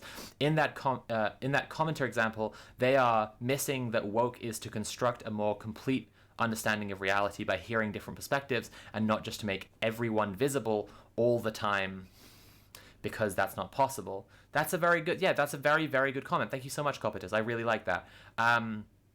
Yes, absolutely. Also, Zizek says that the more inclusive and universal we try to make statements, the more violently exclusive the negative space is, right? So his example, he says, if a Christian says, all men are my brothers, then anyone who does not accept to be my brother is not a man, right? The negative of any inclusive statement is exclusive. And the more radically inclusive the statement tries to be, the more violently exclusive the negative space will be, actually. And that fits in very well, I think, with what you're saying there. The point is not actually to just look at everyone's experiences all of the time. And the point is not to even be inclusive. The point is to remove people's barriers. You know, I've been saying for a little while now, I don't believe in human fundamental nature, because people talk about this all the time, fundamental human nature. Human beings are like this. You can look at this study and this study and this study, and you can see that people behave like this implicitly. I don't think that's true. I don't think any of that is true. I don't believe in any fundamental human nature whatsoever. I believe in firmamental human tendency. I think that human beings, a bit like a gas expanding to fill all the space, right? Human beings will do all sorts of different shit within the space they're allowed. But the problem is not the fundament, but the firmament, right? When there's this ceiling on your experience, on your reality, right? It makes you behave in certain ways. So some people will point to prisons, and they will say people in prisons are cruel to each other. And they say, see, so human beings actually are fundamentally cruel, because when you take everything else away, this is how they act towards each other. And they're assuming that means we're looking at the floor, the fundament, right? But I say, actually, no, you're missing the firmament there. The ceiling of a prison, the limitations placed on someone's existence are just an inch over their head. So how can they possibly go anywhere? How can they possibly do anything? And I don't think there is anything deep down that makes human beings the same. But I think that if the ceiling were lifted off of all of us, everyone would behave actually very similarly, which is to be interested in the well-being of everyone, do their best to try to take care of one another, and follow their interests and passions. Right? What would you attempt to do if you knew you could not fail? If the ceiling were lifted off of all of us, I think there is a firmamental human tendency we would all aspire towards. That's my belief. Anyway.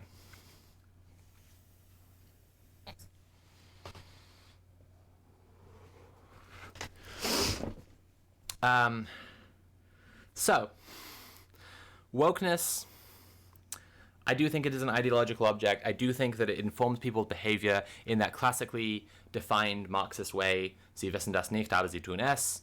And I think that if we look at the first couple of claims that Henry looks at there, right, systemic racism exists, trans women are women. Yeah, this is all to do with oppression, and it's to do with standpoint epistemology. But if we look at these other two claims, climate change exists, and vaccines work and are good for you. And we look at the fact that they are labeled as woke.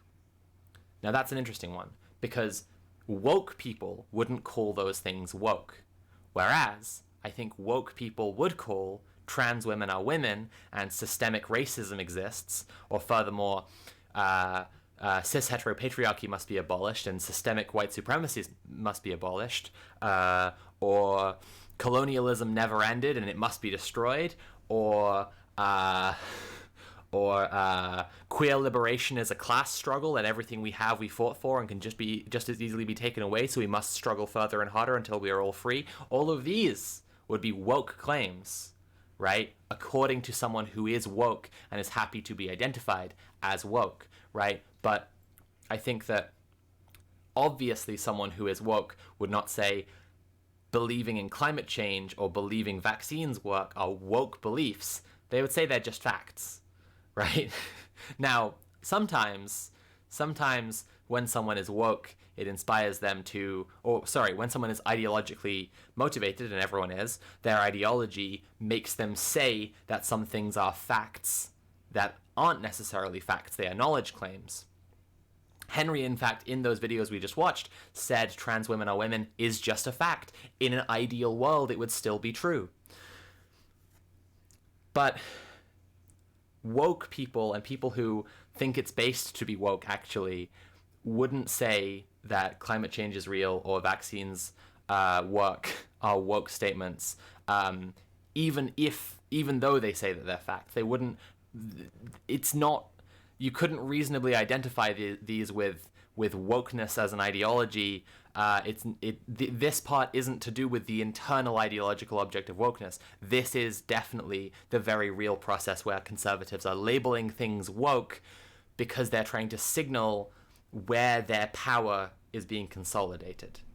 So they're not saying that thing is woke. They're saying that thing is the opposite of what we are. And woke is the opposite of what they are. To conservatives, woke is what psychoanalysts would call the big other, right? You have to have this big other to have a semblance of like who you are, what your group identity is, how you organize yourself, how you move, how you present yourself, because how you present yourself is presenting yourself to the big other, right? In Christian theocracies, God is the big other, right? God sees you all the time and watches how you behave. For children, you might even be able to say Santa Claus is the big other, right? Ultimately, it's a construction within your own mind. And so, yes, there is absolutely a massively projecting conservative project of just labeling all sorts of shit as woke. It still has ideological roots, because to label climate change as woke, or to label vaccines as woke, right, is because they are saying to be anti-woke, which is what we are, is to be against these beliefs. Okay? Lieutenant Alenko says, the word woke always held somewhat negative, or at least ironic connotation for me, because it tends to be used by people with regressive/conservative beliefs to refer to progressive ones. Sorry if that's missing the context of the conversation, just tuned in. Oh, you should have been here for the start of the class then. Sorry. Feel free to watch the VOD if you want to catch up on what's been said so far. Everyone, if you're enjoying the stream, please consider paying for the stream. You can subscribe or cheer or donate directly using command tip. If you would like to tip, I would really appreciate that. I'm trying to hit £300 today. We are done talking about Big Joel, although I will accept more conversation about wokeness and why Big Joel must be destroyed at all costs. If the chat has any more thoughts on them, we will be moving on to the liberal slop section of the stream now, the main section of the stream. I hope you're excited.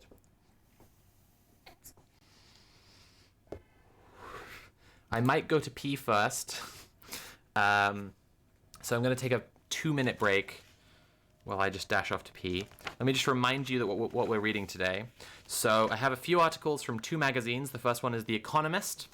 The Economist's cover in today's liberal slop stream: Hog pylons, not trees. The growth environmentalism needs. Good shit, good shit, good shit. There are going to be articles such as hog pylons, not trees. Trans treatments, America's gender medicine mistakes. Meet Britain's cyber warfare chief. We're probably going to read that one. That sounds pretty fucked. And I'm probably going to want to get Nat in for this article. Global finance, how to fix the IMF. Then we'll also be looking at the Easter special. Wow, look at this funny little Photoshop they did. Look, it's people from politics, but they're at a car boot sale. Wow, how humorous. Haha, my sides are splitting. Got some articles in this one. Andrew Marr on a return to consensus politics. Armando Iannucci on why the right are snowflakes. Got him. I don't know which other ones we're definitely going to look at in this one. There is one that's Edward Docks on Boris the Clown's first encore. Well, I love clowns, so great. Anyway, we're going to be looking through some liberal slop. We're going to be talking about what liberals believe in and what defines their very bizarre little world. And all of that after I've gone to pee. I was going to say also, something from the Henry's videos is just that the definition he prefers for wokeness is just whatever liberals believe. And I just don't think that's... like I say, wokeness is this big other for conservatives because conservatives define themselves in opposition to wokeness. They are anti-woke. I don't think that it's useful or accurate to say it's what liberals believe. If you want to know what liberals believe, you need to read... you need to look at liberal publications. He's also using liberal in a very irritating way where he's simplifying everything from the left of center as liberal, which is, irritates me to no end. But like I say, conservatives will look at scientific facts and call them woke because they need to define their political organizing in opposition to something. And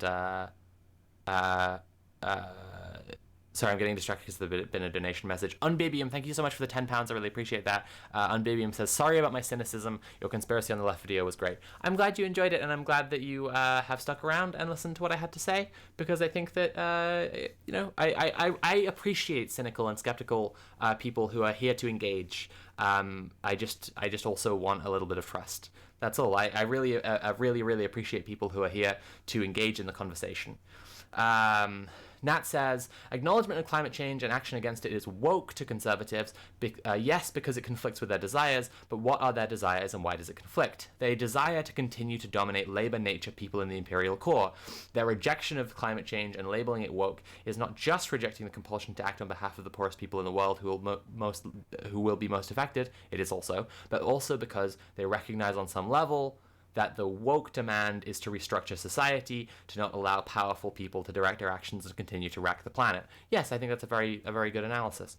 I think that this is why I brought up the vaccine thing, to be clear. I think that I kind of had an inkling that I didn't kind of take the time to put into words of what Nat's just said there, that like there is a very woke aligned ideological position on climate change. It's just that it should also just be the human position or the scientific position, and increasingly it is. This is why so many climate scientists are becoming woke now. But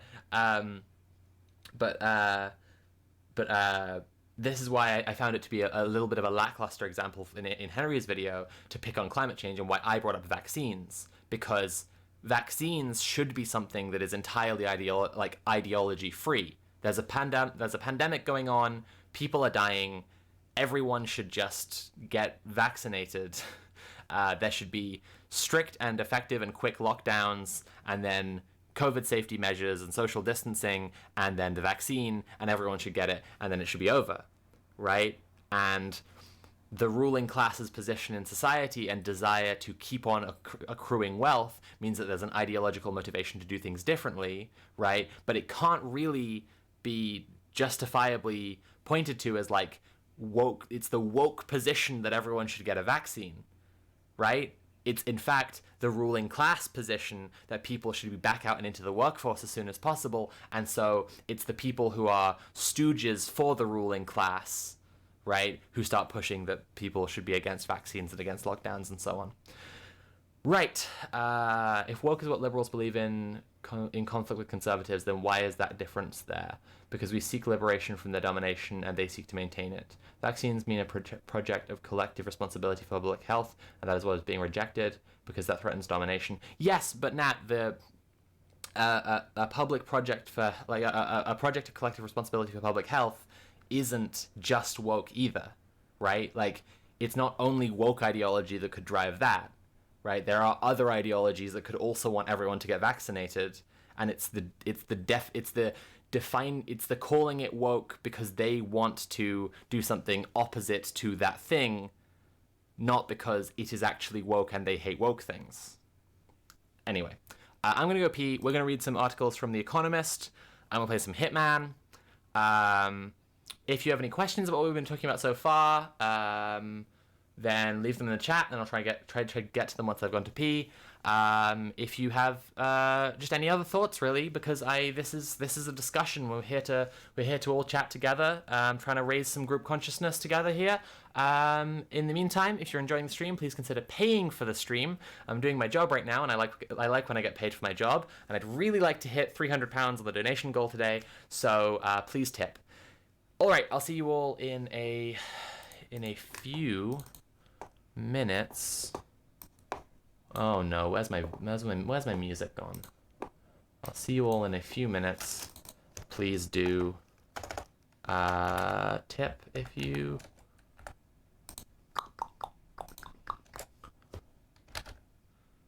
Oh, come on now. Ah, there it is. Okay. See you in a few minutes.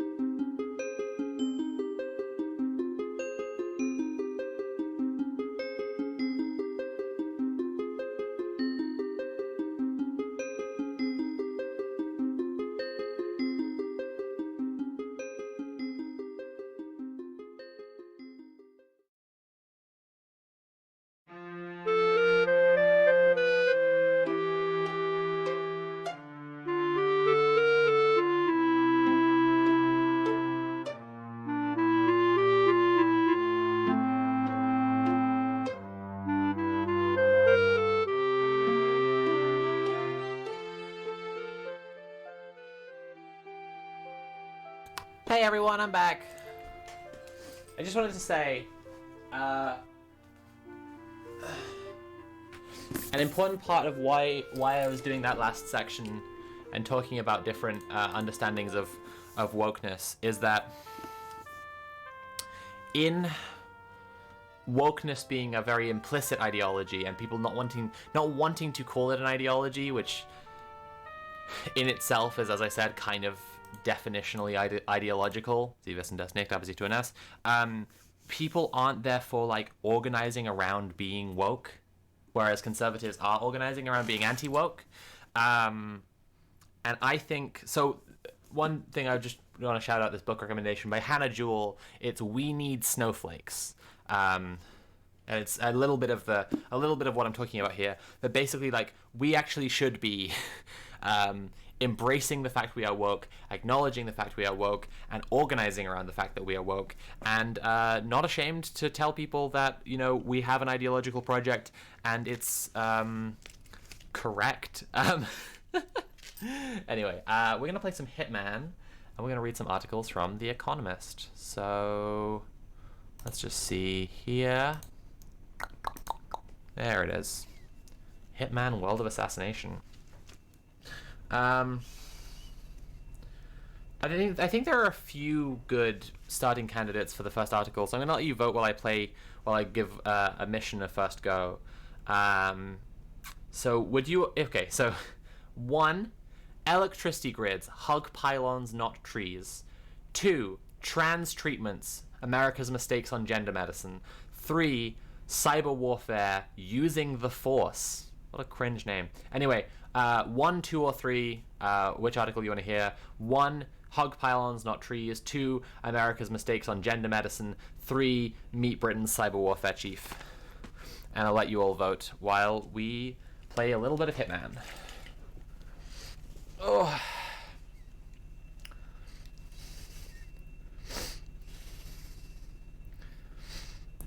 Remember, if you're enjoying the stream, consider paying for the stream. You can subscribe or cheer or donate directly using command tip.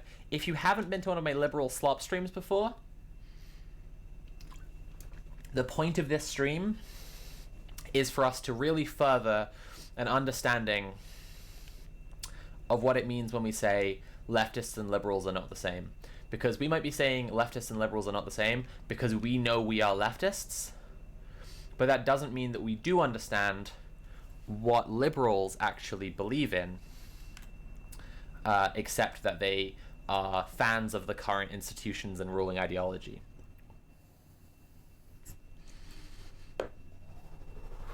If you have joined the stream now, from this point onwards, you have missed the Big Joel section, and you will have to watch the VOD to find out what was talked about.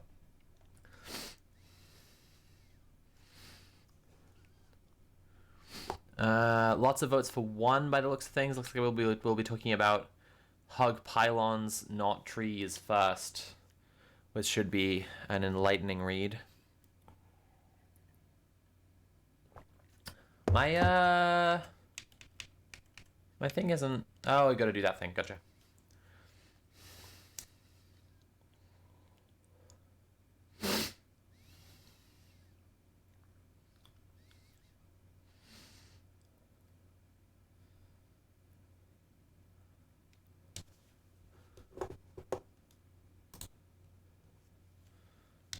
Why is there no sound?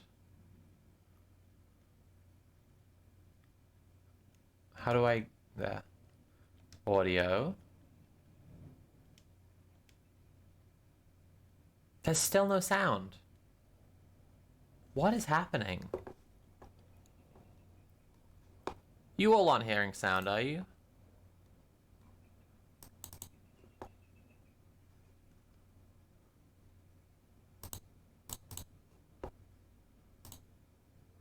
Just turn it off and on again, maybe. Eric Soder's Ah, it worked. operating theater, undergoing a Cool, got it.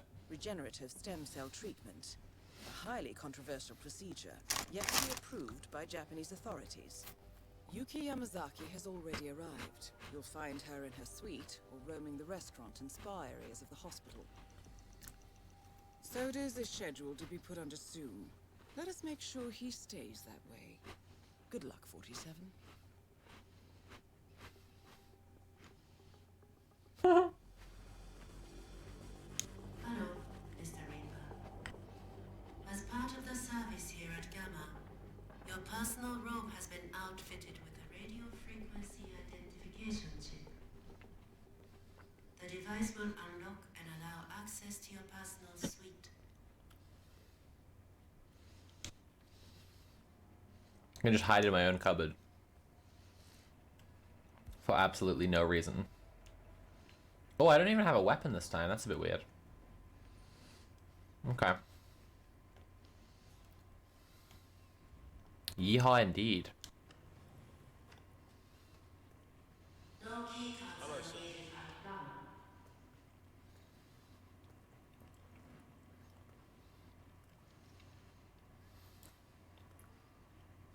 Gamma. Okay.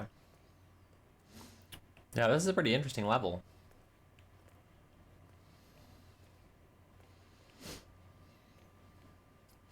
All glass walls, so like everyone can see you all the time.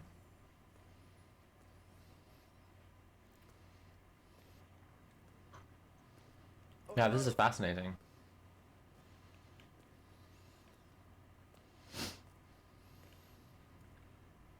This area's a restricted area. I can't let you in. Okay.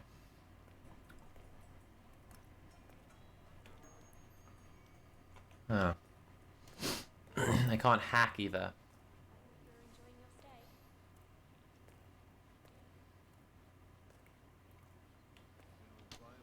Couple of months. Yeah, it's a good situation. Miss Yamazaki's very small, very capable, tough as Yo. Look at this cable car. Fucking hell. Yeah, you saw how she dropped her fags off the lift. What are you up to, man? Hey, what the hell was that? Stop what you're doing.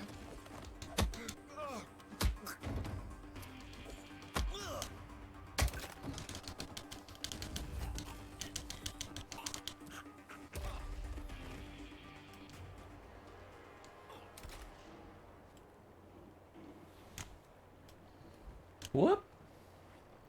Whoop. Whoop. There we go. Disguised as bodyguard. There we go. It's a bit more fucking like it, isn't it? Nice. It's like a cable yacht. Yeah.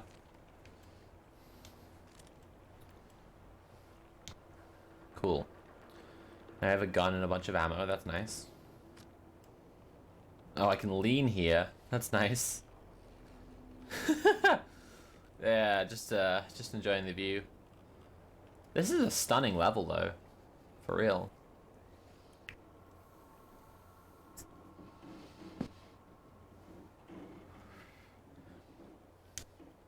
You think those guys are fine down there? I mean, I snapped their necks, so I'm guessing not.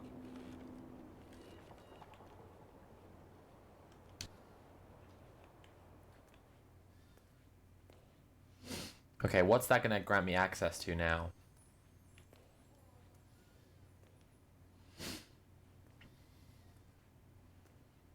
Nope, not there. Maybe you can tell me, is it true the boss was... What up? I can go in here. You know, even with the added security... Oh, sick. Okay. This is the most relaxing gig I've been on with Miss Yamazaki yet. Makes me miss the old days, to be honest.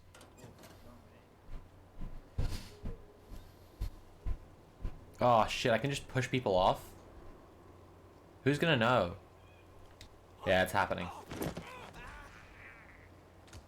No way he didn't notice. Ah! What?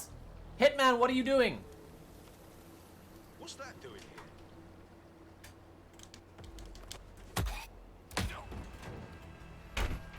I've come to ruin your stream. You're going to ruin my stream? Yeah. What does that mean? I will destroy your stream. I will make it trash. You're gonna ruin the stream? Your stream is dog shit now. Congratulations. What? Why? Because you're here? Yeah. That's a horrible thing to Well, say. that's my intention, you know. Well, I don't- intentionally destroy your stream. I disagree with this. I think you're doing. I think you generally add to the streams. Am I adding right now? Kinda. Excellent. You're making content. I love that. That's kind of the curse of content, right? You can't really escape it. Can't go wrong. And like, it's always gonna be more content. So. The more you try to make it dog shit, the better it gets. You're just adding antagonism, Right. which I think necessarily provides narrative and Right. plot. Conflict creates story. Yeah. Shit. Yeah. Not even. Well, how do I make your stream dog shit then? You just don't. My stream's too good, it can't be made bad. Mace, thank you so much for the £5. Watched a lot of your VODs, first time making it out to a liberal slop stream. A lot of the liberal mind prison can be summed up as a lack of imagination. Remember kids, kill the cop in your head.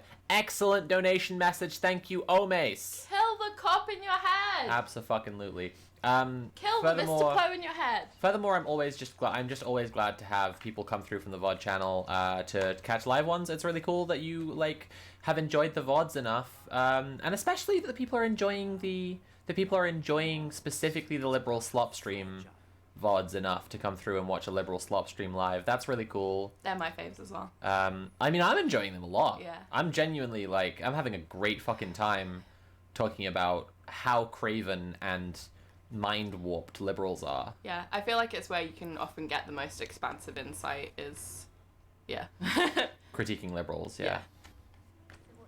Yeah. Both trying to change liberals' minds and just making fun of liberals, I think, is the necessary next progression of leftist content. Yeah. Because just responding to fascists and trying to stop people from becoming fascists, I think that's incredibly limited. There's another guy in a Stetson here. What the fuck? I gotta get a pink Stetson. We're gonna move on from alt-right chud dunking to liberal chud dunking. Yeah, liberal chud dunking, exactly. I was gonna... I heard you fishing around for a term for it, and I was like, no, it's still chud dunking. Because liberals are chuds.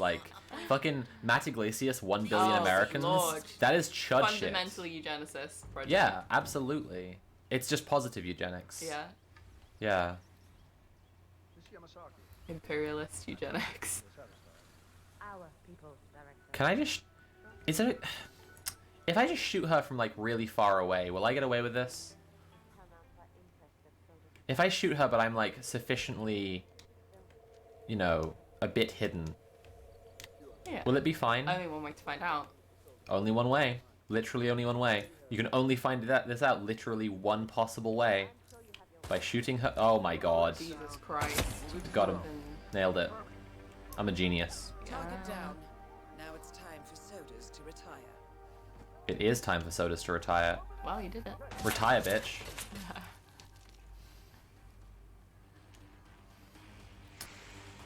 What if I... Oh, no. I was gonna try and take that guy's uniform, and then oh, hello. What is good, my guys?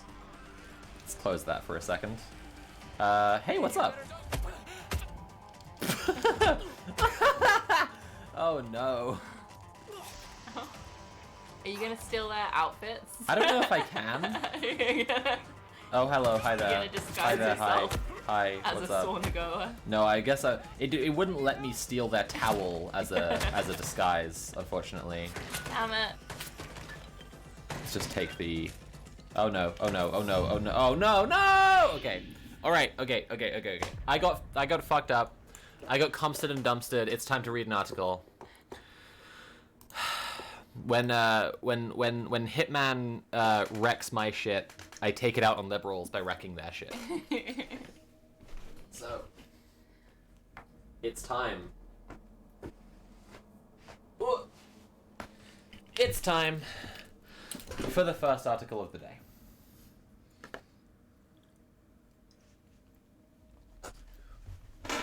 We're going to be reading the cover article of this week's Economist. The cover says, "Hug pylons, not trees. The growth environmentalism needs." I am so curious, but afraid that I know exactly what they mean. You already mad? I'm already mad. Do you want to give people a little brief, a little prelude on what we mean when we say the superstructure exceeds the infrastructure? Ooh. Tell the mic. So there's this. I'm gonna butcher this now, but The superstructure exceeds the infrastructure. There's this idea of that the economic base determines the mode of production determines the superstructure, which is the kind of the way that society is more superficially kind of shaped on top of the economic base, like cultural, legislative, policy, Ideological. and ideological.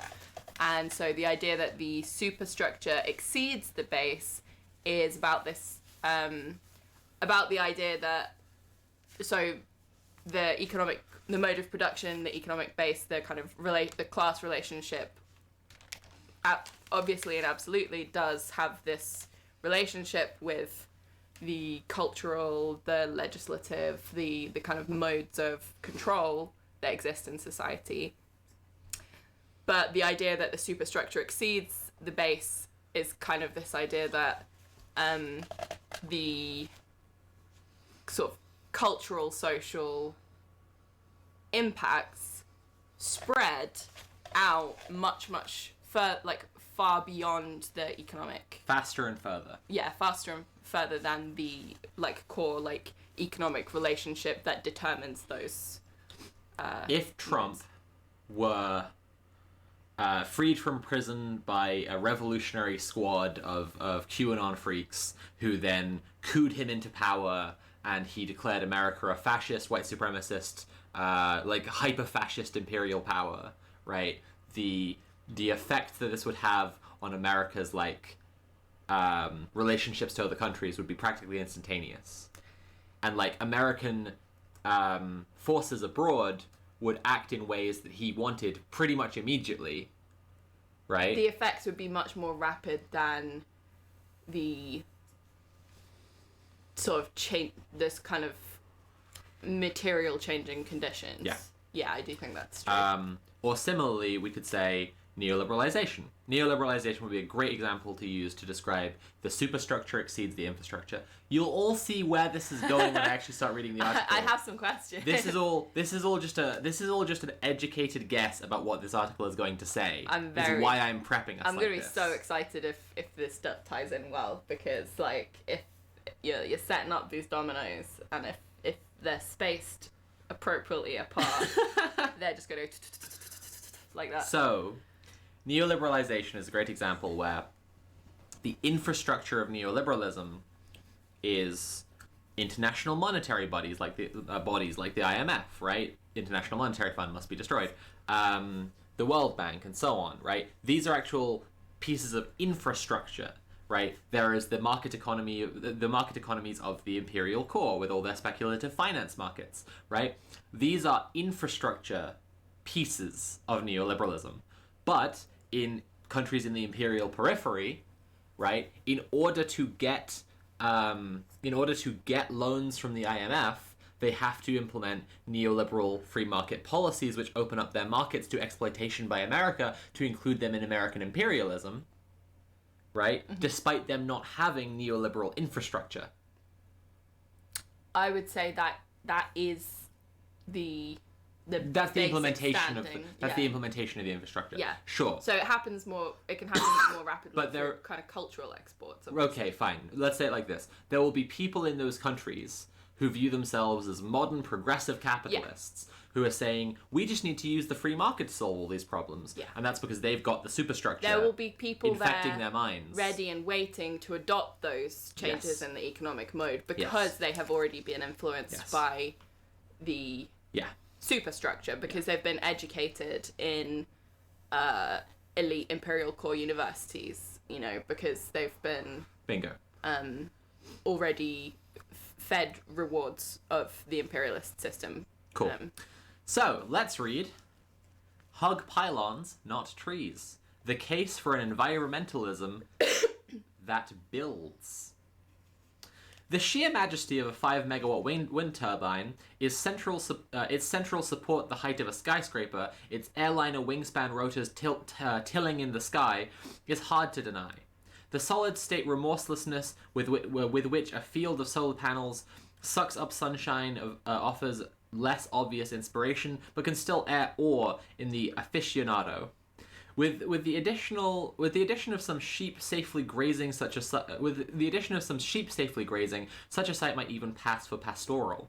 The sagging wires held aloft by charmless, skeletal pylons along which the electricity from such installations gets to the people who use it, by contrast, are for the most part truly unlovely.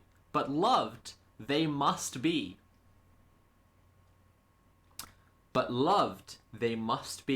I'm hearing Andrew Barry right now, my geography lecturer at uni, who talked a lot about caring for infrastructure. Yes, but I'm just saying you can already see where I've called my shot.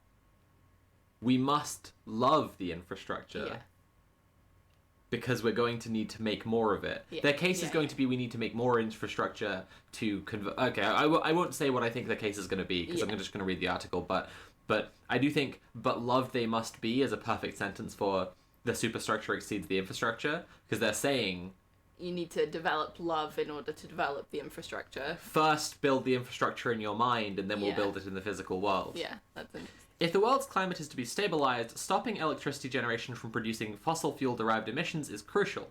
So is greatly increasing the amount of electricity available. With more generating capacity, it will be possible to power motor vehicles and warm homes with electricity rather than by burning dirty fuels. Expanding access to power for people in the poorest countries will reduce emissions from biomass burning and greatly improve living standards. Remember, last stream I said liberal class analysis does exist. They just only see poor people and rich people. Poor countries and rich countries. Undeveloped countries and developed countries. They don't see countries that are in a subjugated class and countries that are in the imperialist core that are exploiting them. Yeah. Also, people in impoverished nations deserve electricity so that they can do and have and get the things that they need to lead the lives that they deserve, not to reduce the climate change impact of burning biomass fuels, which I have to say for imperial periphery countries is negligible relative to the fossil fuel outputs of imperial core countries, obviously. The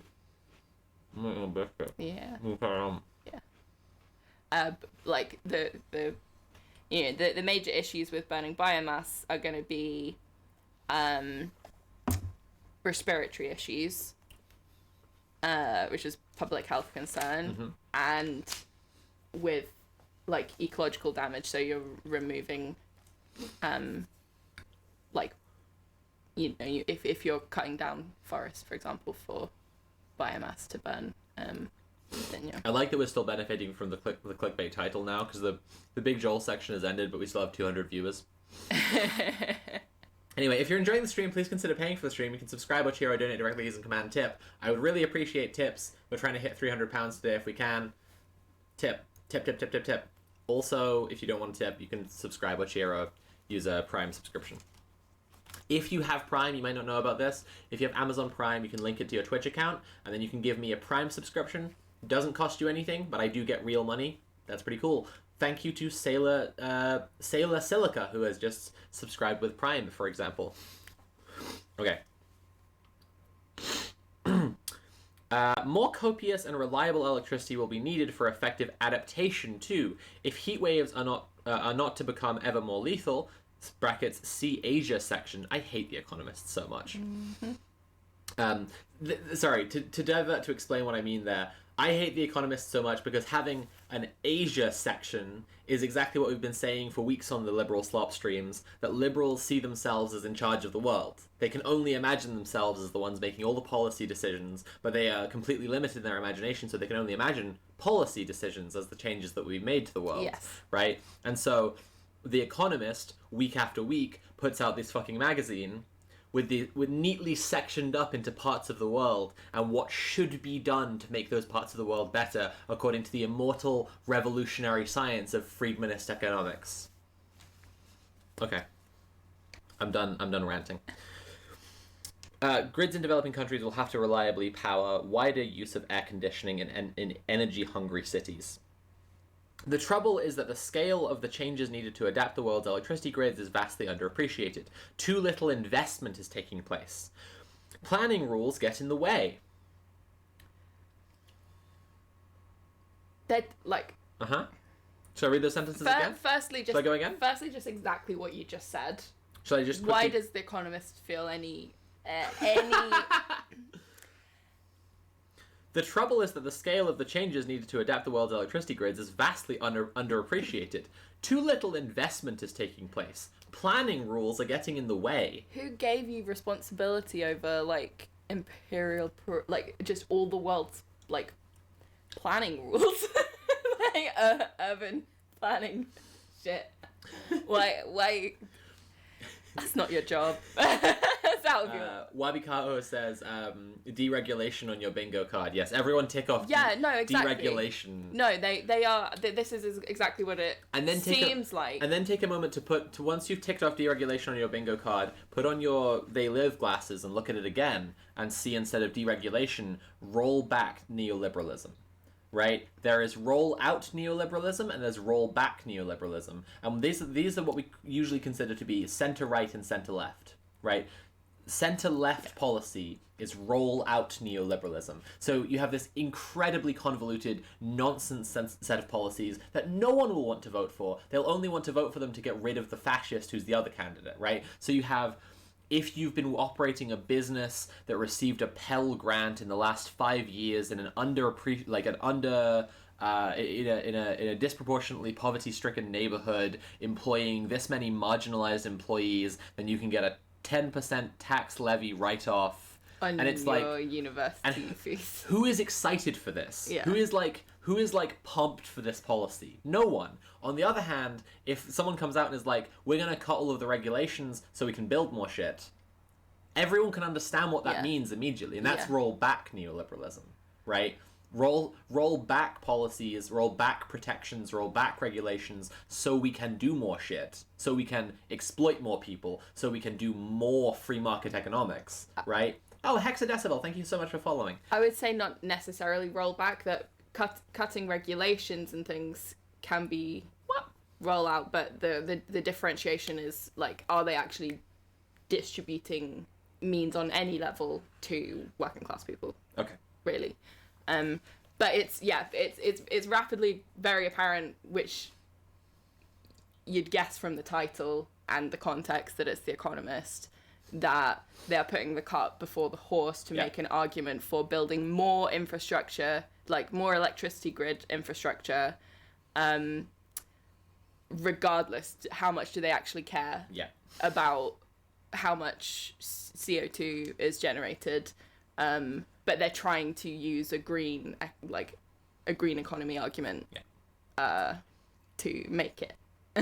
If you've just, I won't keep on doing this, but if you just joined the stream, we're doing a liberal slop stream. What we do on these streams is we read liberal publications. At the moment, we're reading The Economist. Next, we'll be doing the New Statesman to see what kind of bizarre mind prison liberals exist within and what kind of nonsense they believe in, so that we can properly critique it and understand the difference between reform and revolution.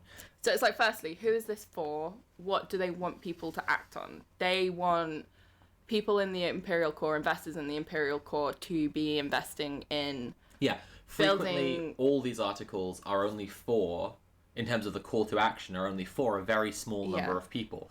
But in terms of who they're for to be read, right, it's for any liberal, because any liberal can imagine themselves as the investor who could invest in this stuff, or the politician who could legislate this stuff. Yeah, absolutely. But they want any liberal to be influencing the people that do have the power, and they want people to be considering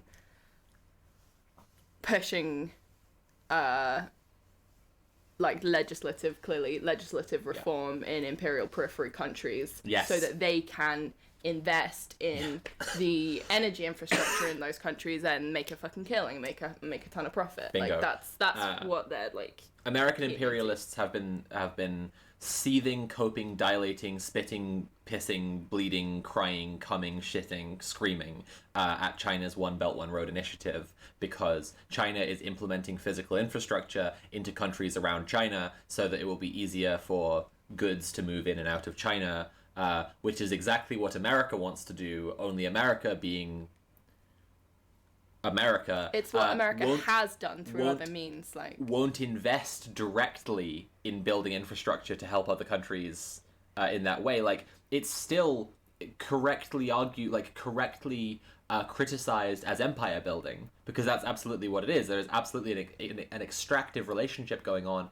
when China builds infrastructure that allows other countries to more easily export things to China, right? But because of the basic generosity of just building some infrastructure in that country, the people in that country will enjoy and benefit from it more than America's version, which is like... At least potentially a mutually beneficial relationship. Right, whereas America's version is just like, make these infrastructural changes or we will invade you and occupy you for 20 years, and then you'll have to kick our asses and we'll leave, and no one will be happy. Okay. The trouble is that the scale of the changes needed to adapt the world's electricity grids is vastly underappreciated. Too little investment is taking place. Planning rules get in the way. And, in a deep and damaging irony, some of the biggest advocates of slowing climate change do not accept the logic that to do so requires building more. As our Technology Quarterly explains, expanding and greening the grid...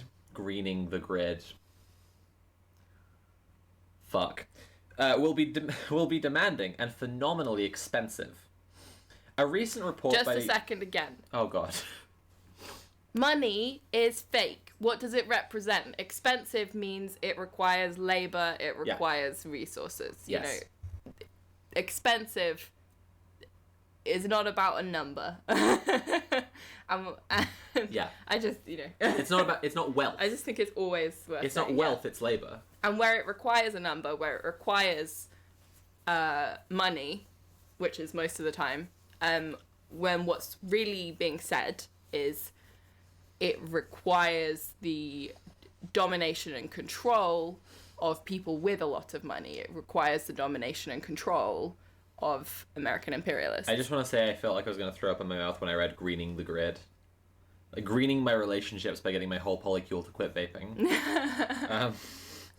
A recent report by the Energy Transitions Commission, a global group of experts, sees the split in costs between the new generating capacity needed for an ample supply of clean electricity and the distribution, transmission, and storage systems needed to make that supply useful as a roughly 55 to 45 ratio proposition.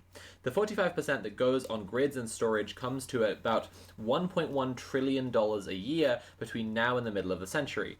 For comparison, the International Energy Agency, an international think tank, reckons that worldwide spending on electric grids is currently around $260 billion a year, far less than is needed and, tellingly, less than is invested in upstream oil and gas. In addition to investment in new projects, existing ones must be speeded up.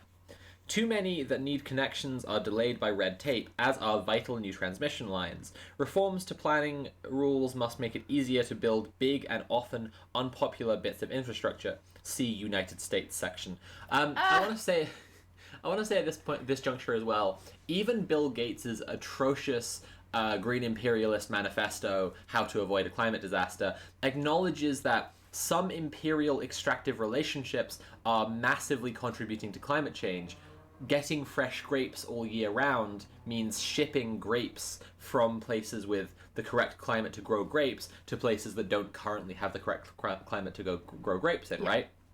And that puts an enormous amount of carbon in the air. And by contrast, if people ate based on what could be grown relatively locally, right, those things wouldn't be shipped all around the world in the same way. Now, that's food, right? But the same could be said for all sorts of consumer goods, right? That things don't actually have to be manufactured overwhelmingly in China and neighboring countries and then shipped to the US, UK, and Europe. Yeah, I would right? say that there's lots of, it's hard to talk vaguely about these things without specifics, because lots of things... I'm trying to talk about some specifics. Yeah, but lots of these relationships can be very confusing in relation to how they relate to climate change, because being able to mass produce things very efficiently in one place and relocate them is not necessarily worse for the environment. Correct and agreed, but when we talk about how it's production, not consumption, that's the thing that needs to change. Yeah. Saying that we need to build all this extra infrastructure to transition to green energy, like, we do need to build some extra infrastructure to transition to green energy, but if we didn't waste so much food, for example, right? Because we produce enough food to feed everyone now, and if we didn't waste a third of all fucking food, right? Yeah. Not only would people not go hungry, but also, like, the way in which we would not waste food would necessarily involve polluting less. Yeah, absolutely. That's what I'm trying to say. Yeah. And I think they're very much deliberately putting the cart before the horse, making insincere arguments because they want people to make money getting in first in the gold rush. Yeah. What's delightful about this? Taking over the infrastructure of, forced into dependency and impoverished countries. What's delightful about this is that in positioning itself, hug pylons, not trees, against degrowth arguments, right? It's actually taking a position somewhere adjacent to the, like, conspiracy leftist LaRoucheite position. Yeah, because they're liberals, basically. They're fundamentally, their approach is... They're not. They're nationalist socialists. Yeah. They're patriotic American socialists by their own description, but nationalist socialists is the better description.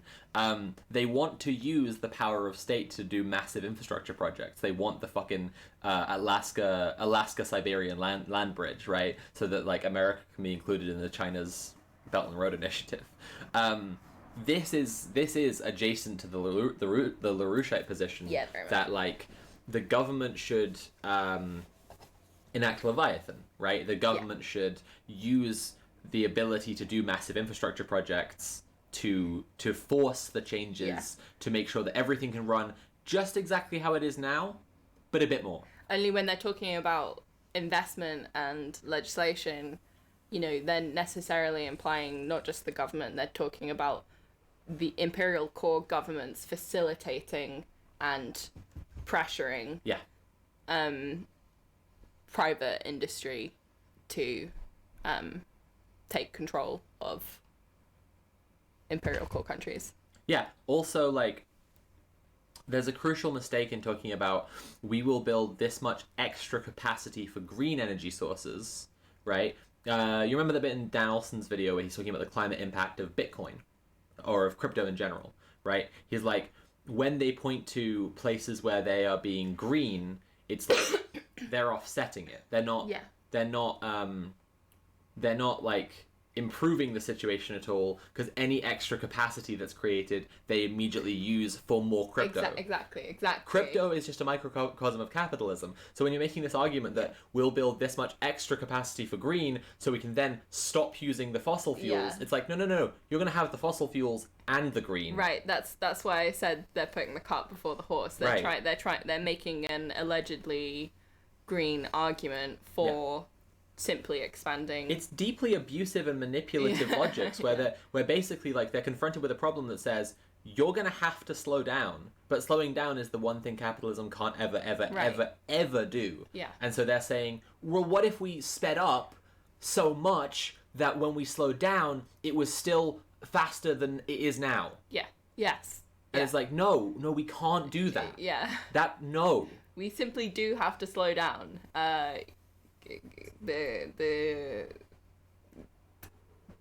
We simply do have to expropriate the property and resources of the ruling class. The ruling class is sick and only we can help them. Yeah. In addition to investment in new projects, existing ones must be speeded up. Too many that need connections are delayed by red tape. Bingo card. And as are vital new transmission lines, reforms to planning rules must make it easier to build big and often unpopular bits of infrastructure. See United States section. Like, if those just a sec. I was rereading a paragraph we already read and we're pausing on it again. Yeah, they're implying that like the problem is that we don't have this infrastructure because there's too much red tape, and it's just on the face of it such a ridiculous thing to say. That, you know, there's masses of people in impoverished nations, in looted nations who don't have access to regular electricity because there's too much red tape. Sorry, and what red nations? tape. What nations? Impoverished nations. No, you said, looted nations. Looted nations. Yeah. That's interesting. We'll all just put a pin in that one, chat. We'll all just remember the word looted. What are you saying? Sorry. Because there's too much red tape stopping infrastructure projects. That's such a bizarre lie that you have to think, well, what do they really want? And what they really want is to be able to force through imperialist control in those countries. Red tape means the people having any amount of control over what happens. If I get through 3 more paragraphs, you'll understand the pin that we just put in the word looted. Oh, God. If those plans are to work, and to do so legitimately, there also needs to be less objection to building in the first place. That would make timid politicians more comfortable with legislation designed to streamline things. It would hasten the arrival of essential new capacity, and, by reducing uncertainty, it would lower the cost of capital. Capital, lower the cost of capital. Money is fake. Are we getting that? Are we getting lower the cost of money? Lower the money of money. Oh, it's fake. One way forward is incentives. Modern grids allow local energy markets. They make it more feasible, say, to lower the cost of electricity to people who have a wind farm nearby, or whose land is needed for transmission lines. A scheme whereby some postcodes in England have lower electricity prices when the wind's spinning a nearby turbine gets stronger seems to have proved popular. Variable prices can both favour people near renewables and improve overall grid efficiency. The design of such incentives will be important. Research undertaken in Germany shows that when landowners get money but the community at large does not, opposition can increase. Yeah. Even when everyone gets a share, enthusiasm may not follow. Being offered money makes people worry about what exactly they are giving up. Good. Yeah. Other European studies show that clear communication about the decarbonization a project is designed to bring about works in a way cash does not. Can you imagine the worst possible title for the second section of the second half of this article? We had to loot the planet in order to save it. You can all take that pin out now. That's so much worse than anything I could have imagined. She's just lying down. She's just like... You know, sometimes you just stare into the face of evil and you go, how can you exist? She's just on the floor. That leads to the crux of the matter. The strongest objections to building are often lodged in the name of the environment, and by those keenest on a greener future. The skyline must be preserved, they might say, or the woodland is too ancient to fell, or the colony of terns too important in and of itself. But climate change is a problem of a different magnitude from almost all other environmental concerns, and of a different kind. I just want to say the builder solution. I'm just trying to term what the ideology of what they're proposing here, the LaRoucheite adjacent nationalist socialist builder solution to climate change here, proposes a future in which we live in dome cities with excellent air conditioning, and inside it climate is nice for people to live in, and outside it the entire world has been desertified. Cool. Can I do this? It was fine before, I think. That's where when it was before. Higher than me. This is fine. That it was brought to the world's attention mostly by the environmentally minded is to the movement's credit, but it cannot be tackled merely with the values central to classical environmentalism. Those most anxious to achieve the energy transition must acknowledge that more building is the most practical course of action. It's 2035. I'm being labeled an eco-terrorist because I blew up a pipeline that was being built that was going to poison the water supply to thousands of children. And I'm like, no, I'm just a classical environmentalist. And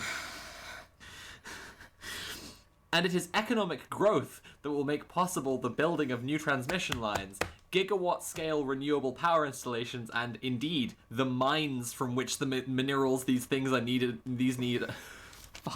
the mines from which these things need are sourced. So we need to keep polluting the planet in a way that does not bring us satisfaction, health, happiness, but does bring us fake money that allows the wealthy to tell us what to do. That's what money is for. It's instruction tokens. Yeah. It's a manifestation of an abstract concept of instruction and power, and so we need to expend our lives, our labor, our love, our ecology, our environment.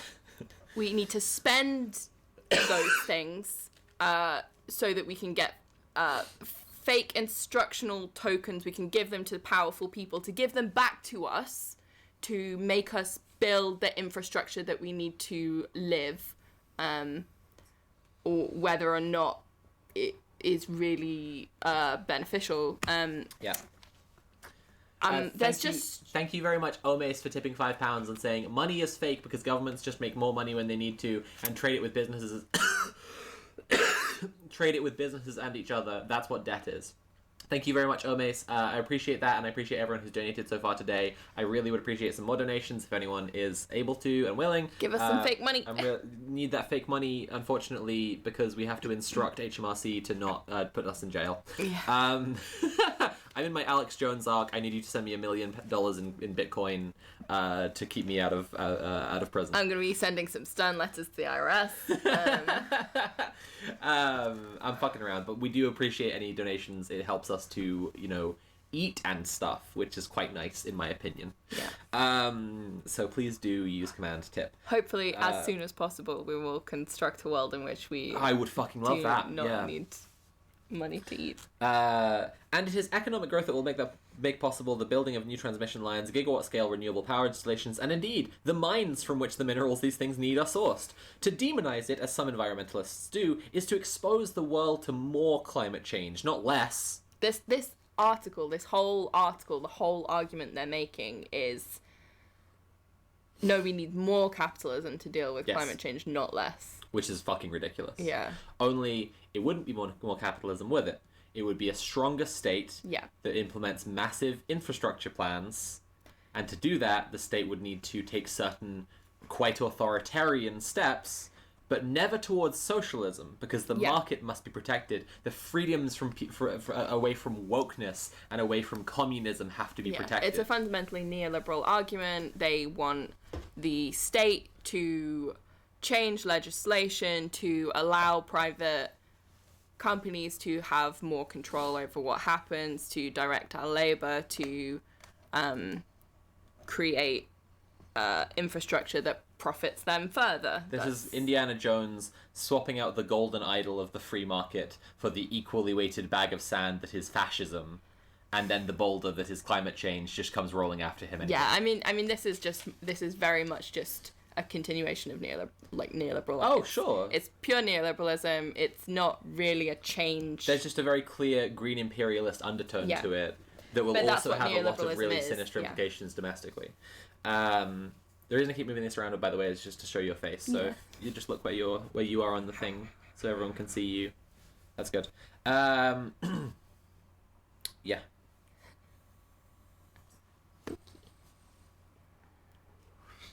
Many environmentally minded politicians now boast of the green jobs that their policies will bring.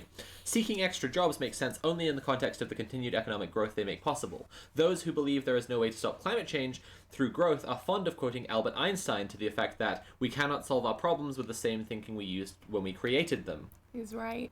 And you should say it. I adore, it's my favorite fucking thing. I despise, it's my least favorite fucking thing, when liberals bring up someone who everyone knows and, like, uses as a byword for being smart.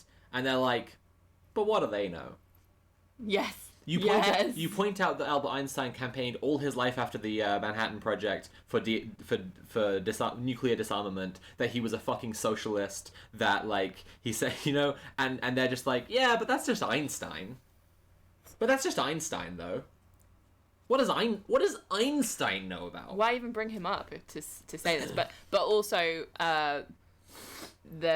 what they're saying about socialists campaigning for green jobs, while it is politically expedient and short-term beneficial for sure to make those arguments, they are pointing out the fundamental contradictions involved in those arguments, the fundamental contradictions of capitalism, which they are trying to resolve in a completely irresolvable way.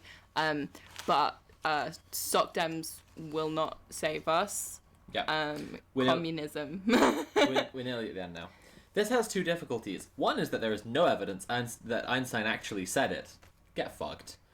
The second is that to change the world the way the world thinks, person by person, is a yet more ambitious task than changing the ways in which the world generates and distributes its electric power. So, let's be ambitious. The people in the world, the population of the world,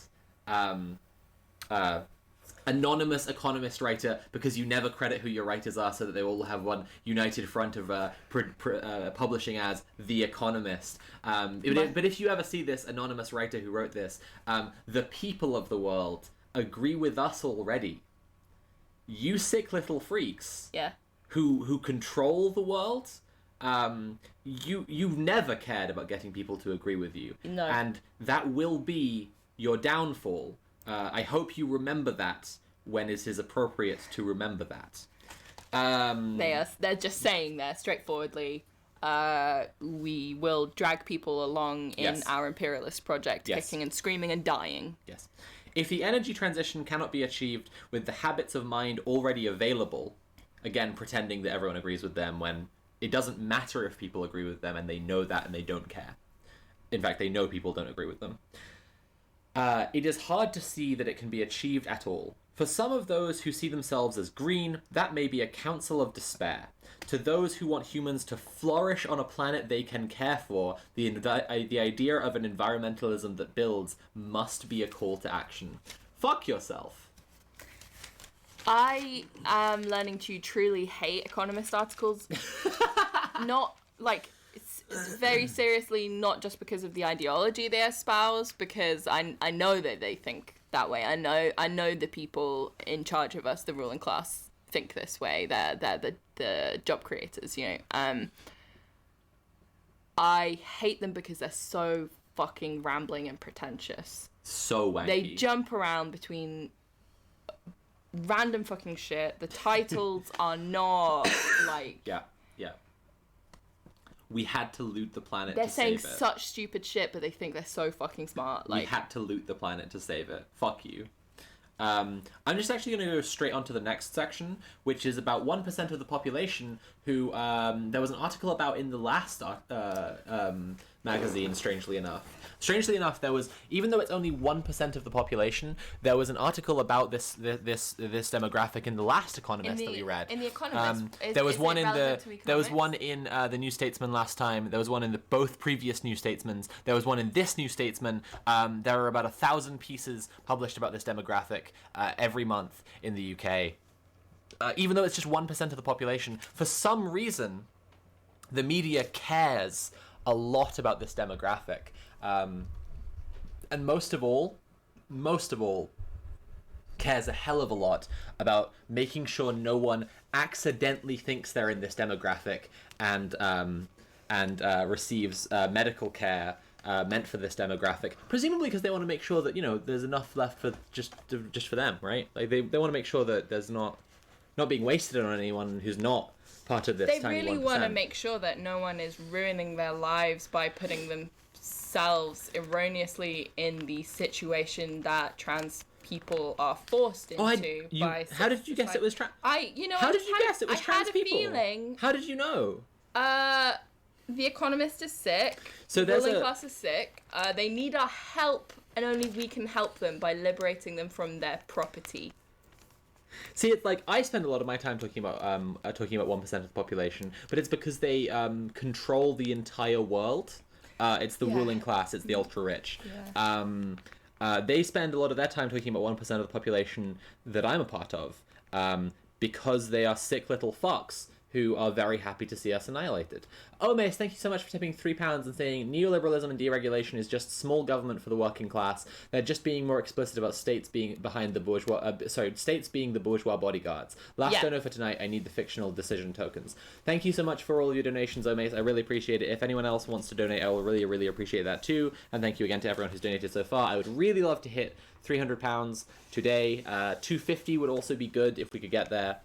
That was a one-page article. This is another one-page article. The title of it is The Dangers of Gender Medicine. Yeah, it's sicko shit. You ready for some sicko shit? I don't know where to put this that you're not going to be obliterated. That's good. It's not. It's fallen over. No! Now it's just right over your face. Oh. And it's still falling over too.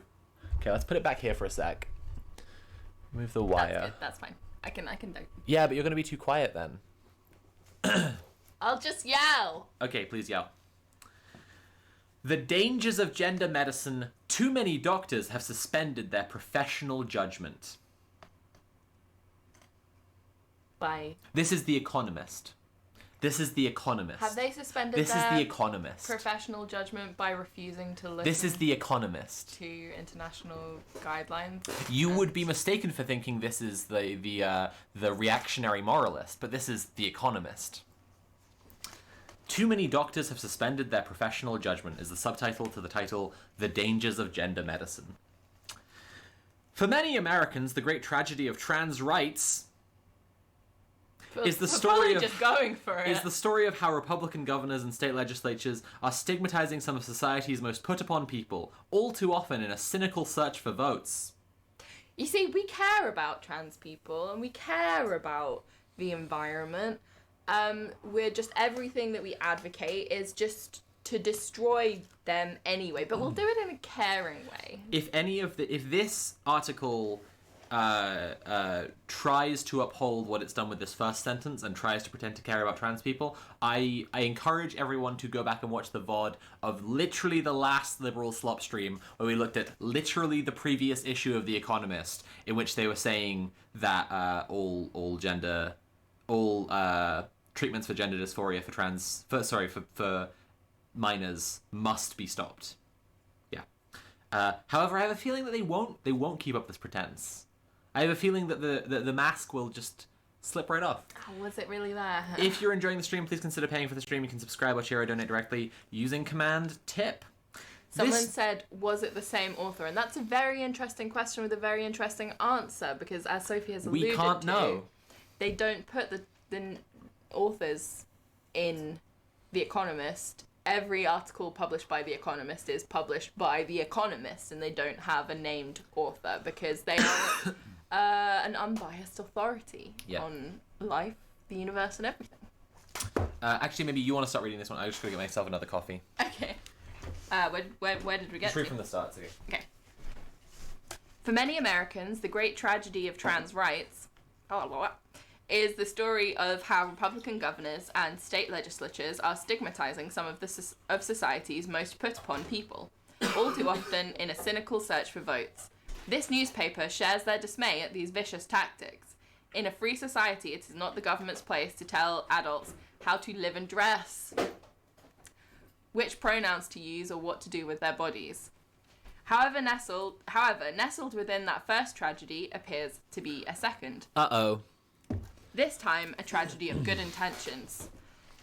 There's such, for most Americans, the great tragedy of gay rights is the vicious attacks by Republicans. However, there is a greater tragedy nestled within that tragedy of the AIDS epidemic, and it is a fact that gay men having sex is what kills them, and we should do as much as possible to stop them from doing that. Not attack them for being gay.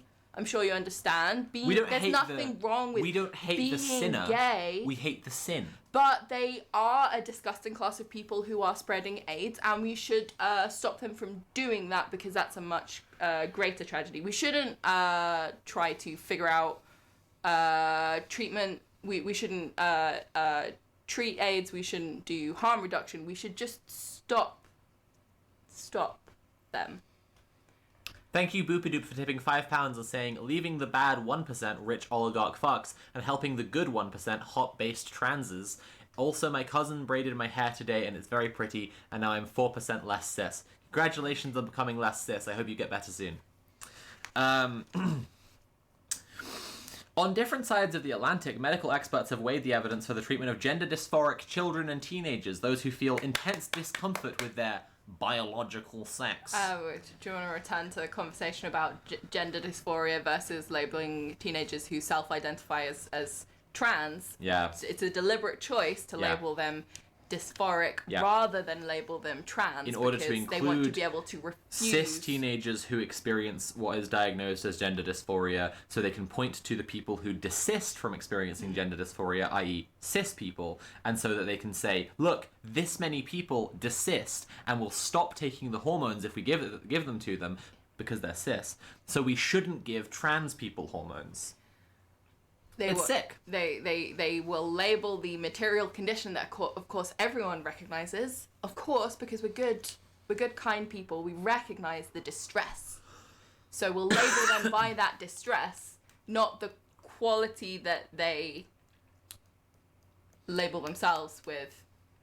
The medicalization of trans people is necessarily to present our existence not as innate, not as our authentic gender, but as a medical problem that needs a cure. And transition, also not as your choice, and transition as one possible cure, but maybe there are better cures. Maybe we can cure them in a different way that would be better for them, whether they say so or not.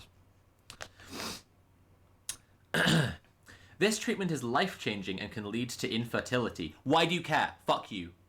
Why the fuck do you care? Why are you so obsessed with fucking children? The Economist. Why the fuck are you so obsessed with impregnating children?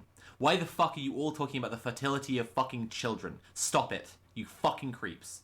This pisses me off more than so many other things in the trans debate. It genuinely, gets under my skin so badly because the fertility of children, that's so fucking creepy, and they call us groomers. Jesus Christ. Haven't you? Aren't you worried that these little girls might become infertile? No one will be able to impregnate these little girls. Jesus Christ! Stop. It's obviously, firstly, largely not true. Secondly, people's own choice to make about their bodies. Thirdly, why do they care? Broadly speaking, the consensus in America is that medical intervention and gender affirmation are beneficial and should be more accessible. Across Europe, several countries now believe that the evidence is lacking and such interventions should be used sparingly need further studies. Which countries? The Europeans are right. The next sentence is, the Europeans are right. The gender critical movement in the UK specifically is absolutely circulating with and propelling a global fascist attack against trans people that puts trans people right at the tip of the wedge along with other groups. The number of children and teenagers diagnosed with gender dysphoria in America has now soared. One estimate found that there were over 42,000 new cases in 2021, 3 times the count in 2017. graph of children who identify as left-handed after people stopped beating children for being left-handed.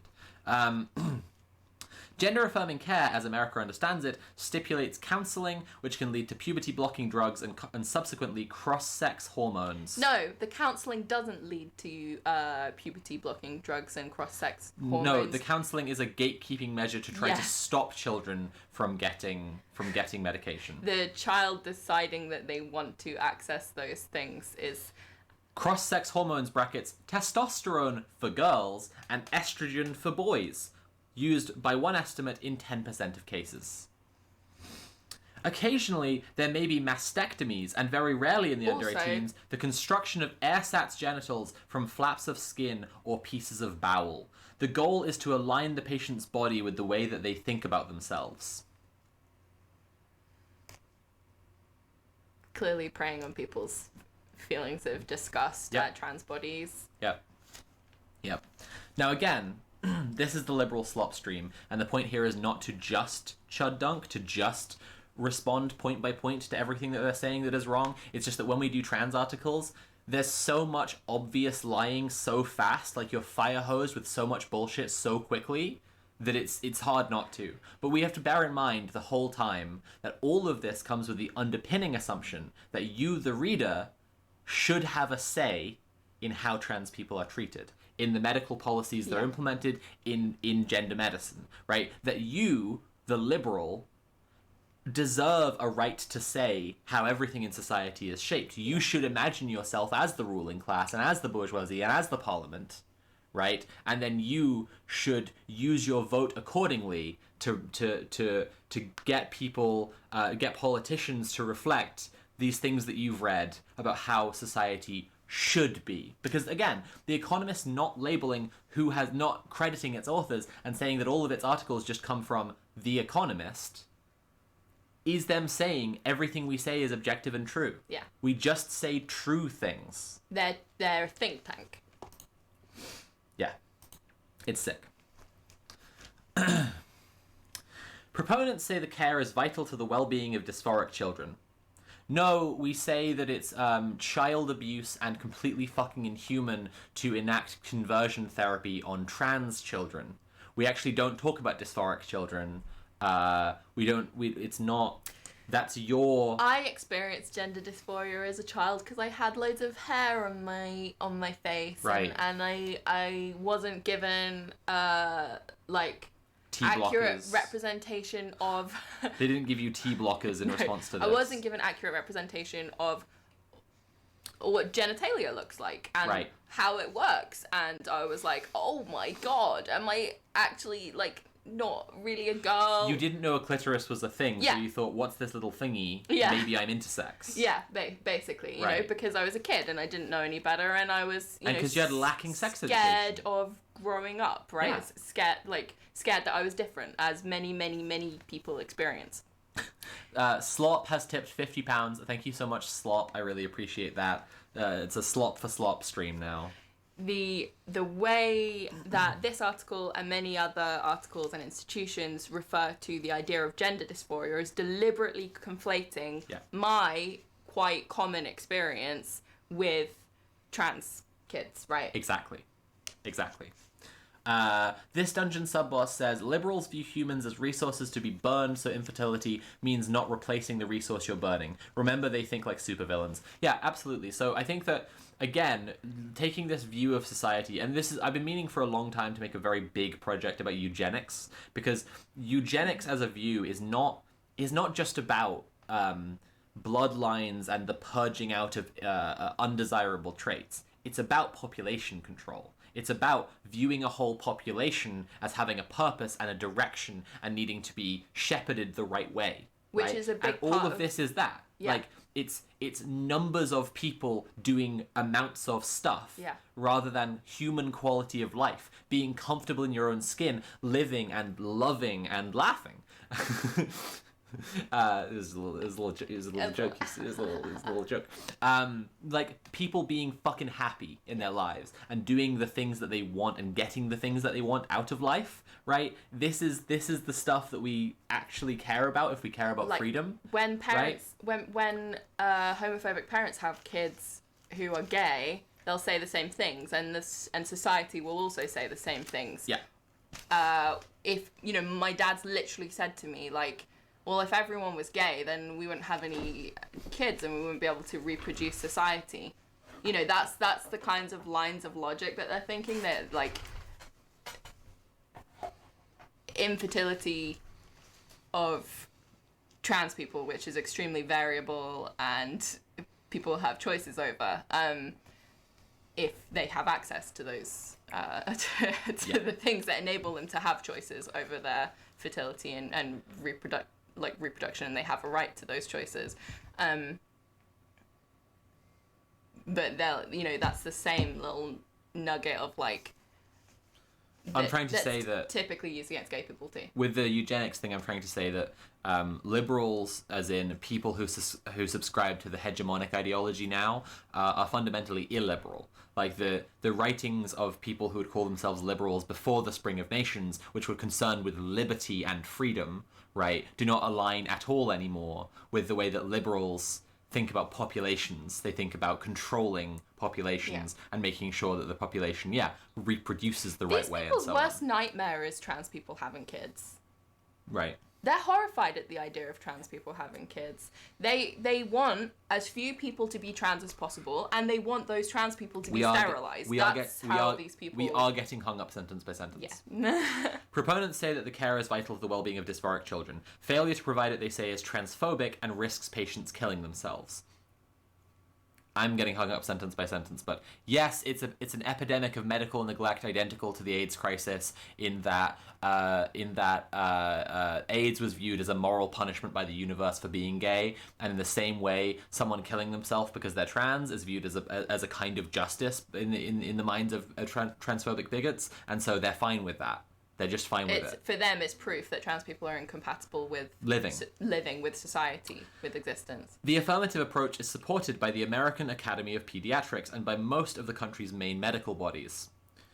Arrayed against those supporters are the medical systems... What qualifications does the Economist have to disagree with right. This? Like, well, they're the Economist, and they give you your battle plan of how to act and how to think and how to vote week by week. Arrayed against those supporters are the medical systems of Britain, Finland, France, Norway, and Sweden, all of which have raised the alarm, describing treatments as experimental and urging doctors to proceed with great medical caution. There is growing concern that if teenagers are offered this care too widely, the harms will outweigh the benefits. As we report in this week's briefing, one concern is that doctors have changed... There might be too many trans people walking around. That's literally the harms that they are concerned with, is too many trans people. As we report in this week's briefing, one concern is that doctors have changed the safeguards built into the original treatment design, devised in the Netherlands in the 1980s and 1990s. 20 years ago, the typical patient was male with a long history of dysphoria. Guess again, bitch. Guess the fuck again, you bitch-ass loser. The typical patient was not male. She was a trans woman, and you're being a piece of shit and you know you are. Fuck yourself. I'm sorry, I'm really trying not to get hung up. Don't be sorry. It needs to be said. Children and teenagers with psychological problems besides dysphoria were disqualified from treatment. And they think that's a good thing. These days, most patients are adolescent girls. It's great how you can just write an article that doesn't have citations and really doesn't cool have how you references. Just lie like that. It's literally and you can equivalent. just tell a lie. There has been a large increase in the number of trans masculine people, not girls, you fucking bitch-ass loser, delete yourself. And you can just say most patients are adolescent girls. Fuck yourself. Even if it's true, they could cite something that would be true in a technical sense, where it would be like 51%. That kind of thing, you know? Which, by the way, would reflect the population of people assigned female at birth in society. Yeah. Their dysphoria may be relatively recent. Some are depressed, anxious, or autistic, but mental illness is no longer a hard barrier to treatment.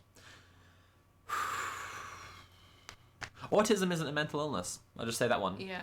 It's actually just not a mental illness. But also, if you're depressed, you shouldn't get trans medical care. Yeah. But also, the care is supposed to be treating your from their framework. So, the care is supposed to be treating your mental illness. So I went out in the skimpy little top and shorts today. I before I transitioned, never went out in the sun. Kind of ever, my whole life in 20 years, because I was terrified of showing any skin any of the time. I was depressed, anxious, and or autistic.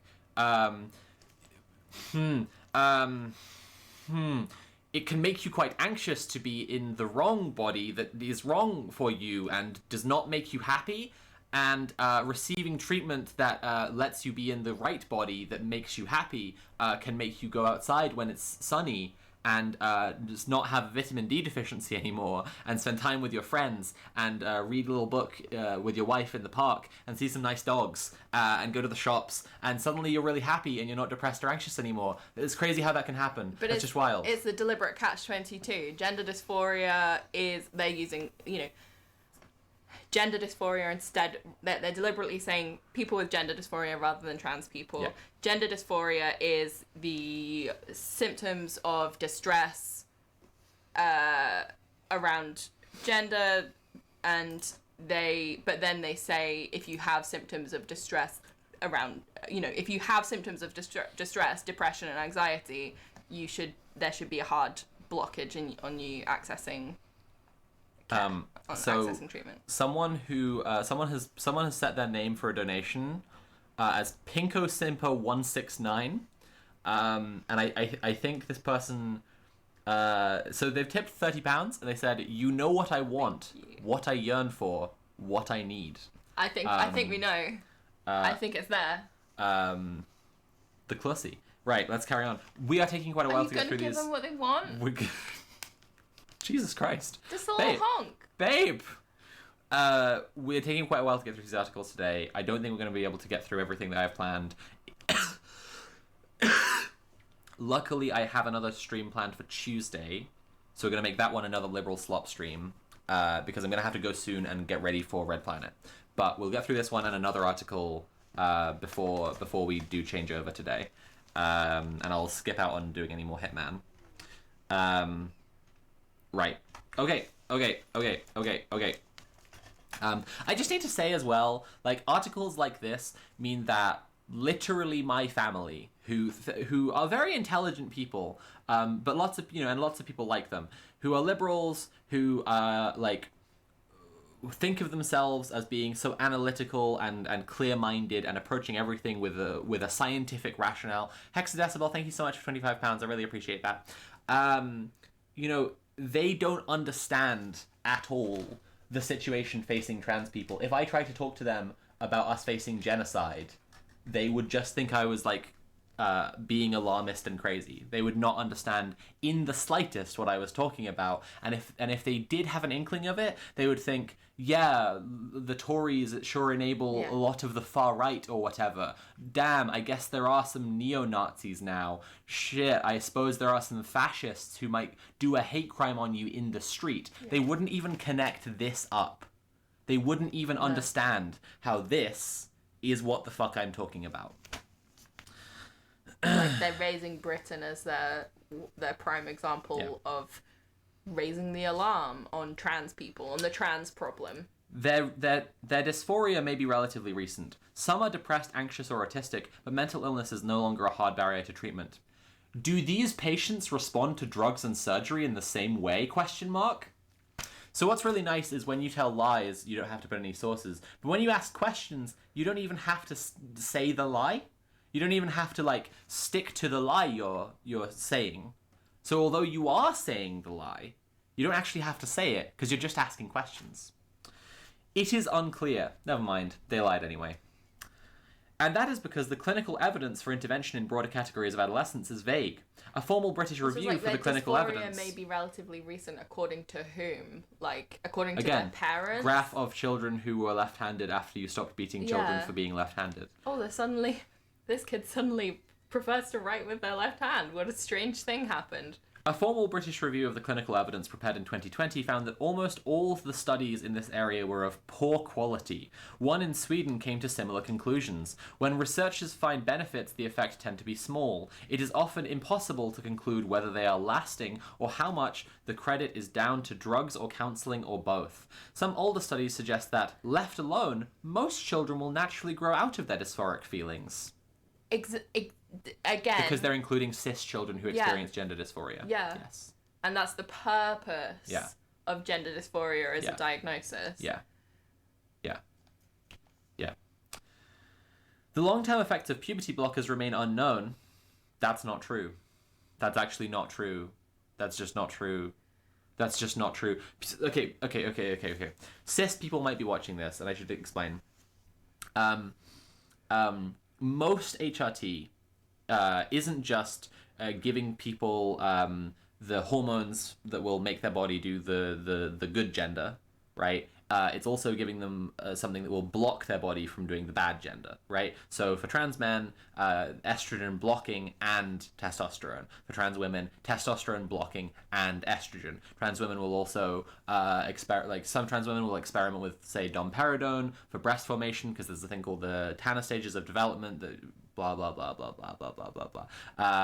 There's also progesterone, which people will tend to go on to. I've gone on to, after a few years on estrogen, which is to match hormones that are in cis women's bodies as a matter of course, puberty, right? Yeah. This is a place where there is massive transphobia in medical institutions, because it is being widely trialed for menopausal cis women who are on HRT to be on progesterone, since really? It's a normal hormone for cis women to have in their bodies, and they want them to carry on having the normal hormones.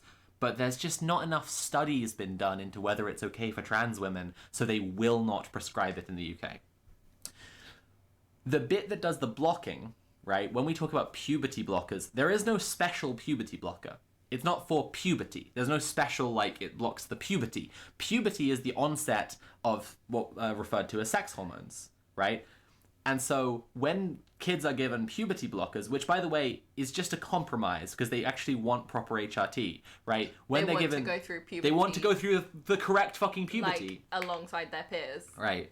When they're given puberty blockers, they're just being given the same shit that... They're just being given half of HRT, right? So if I came out when I was fucking 13, right... and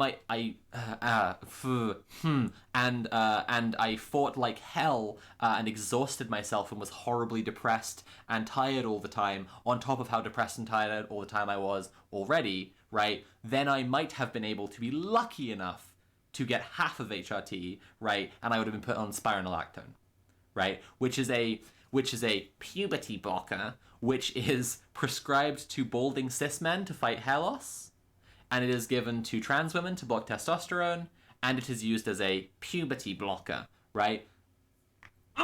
So, when we're saying the effects of long-term usage are unknown, that's just a lie, actually. That's actually what they call in the business lying, because you're scum. Yeah, puberty blockers are also routinely used for precocious puberty. Yes. For cis, and any kids that enter puberty very early, it causes them distress, or maybe it's just a doctor's opinion that it's something that needs to be corrected regardless of what the kid wants, or it's, it might actually be it might have health effects to go through puberty, unwanted health effects to go through puberty so young. Puberty blockers have been used for decades for kids generally. It's not different for trans kids, basically. To finish my point, there are trans women who have been on spironolactone for decades of their life, and you can observe the results that it's had on them. Yeah. The results of long-term use of these exact same medications are known, actually, is my point. Right? Yeah. Across decades of life. And because all it does is block the reception or production of the natal hormone, right? It's... when you stop it, it just comes back. That's what happens. Like, it's not. It's fucking ridiculous. This is just. They're just lying. They're just lying. I'm getting really hung up on the minutia. Though there are worries about brain development and decreasing bone density. Bone density is a thing because if you block hormones without replacing them, which is, you know, HRT, that's why it's got both of, you know, you replace them with a different hormonal system. Yep. If you just block hormones for a long time, there are impacts on bone density, which is why you kids should give shouldn't them, be on puberty why you should blockers give for a long them, time. Yeah. Well, they should be on puberty blockers, and they should be on blockers and hormones. Yeah, they shouldn't simply be blocking puberty for any extended periods of time. Medical bodies build safeguards into their treatment protocols, but they vary. And in any case, practitioners may ignore them. Whistleblowers say that some children and teenagers are being put on puberty blockers after only a cursory assessment. A growing number of detransitioners who regret their treatment say that they have been left scarred, infertile, with irreversibly altered appearances, and were unhappy with how their dysphoria was treated. So they factually will not be left infertile by HRT unless they started before puberty, and that's none of the people that they're talking about. It's a growing number of detransitioners. Yeah. Have been left permanently unhappy with how their body has changed. A much, much larger number, and that is growing, of trans people are unhappy with how their body has changed because they were not given medical treatment during puberty. I am one of them. I'm very happy with my body now. But one thing is, I had to fly to fucking Armenia and have facial surgery. And if I had known what trans people were, and then been able to figure out I was trans in a supportive environment, and then gotten medical treatment when I was a teenager, I wouldn't have developed the facial features that I needed surgery for. You know? You fucking know? You know? If you're so worried about people having to have surgery... Anyway.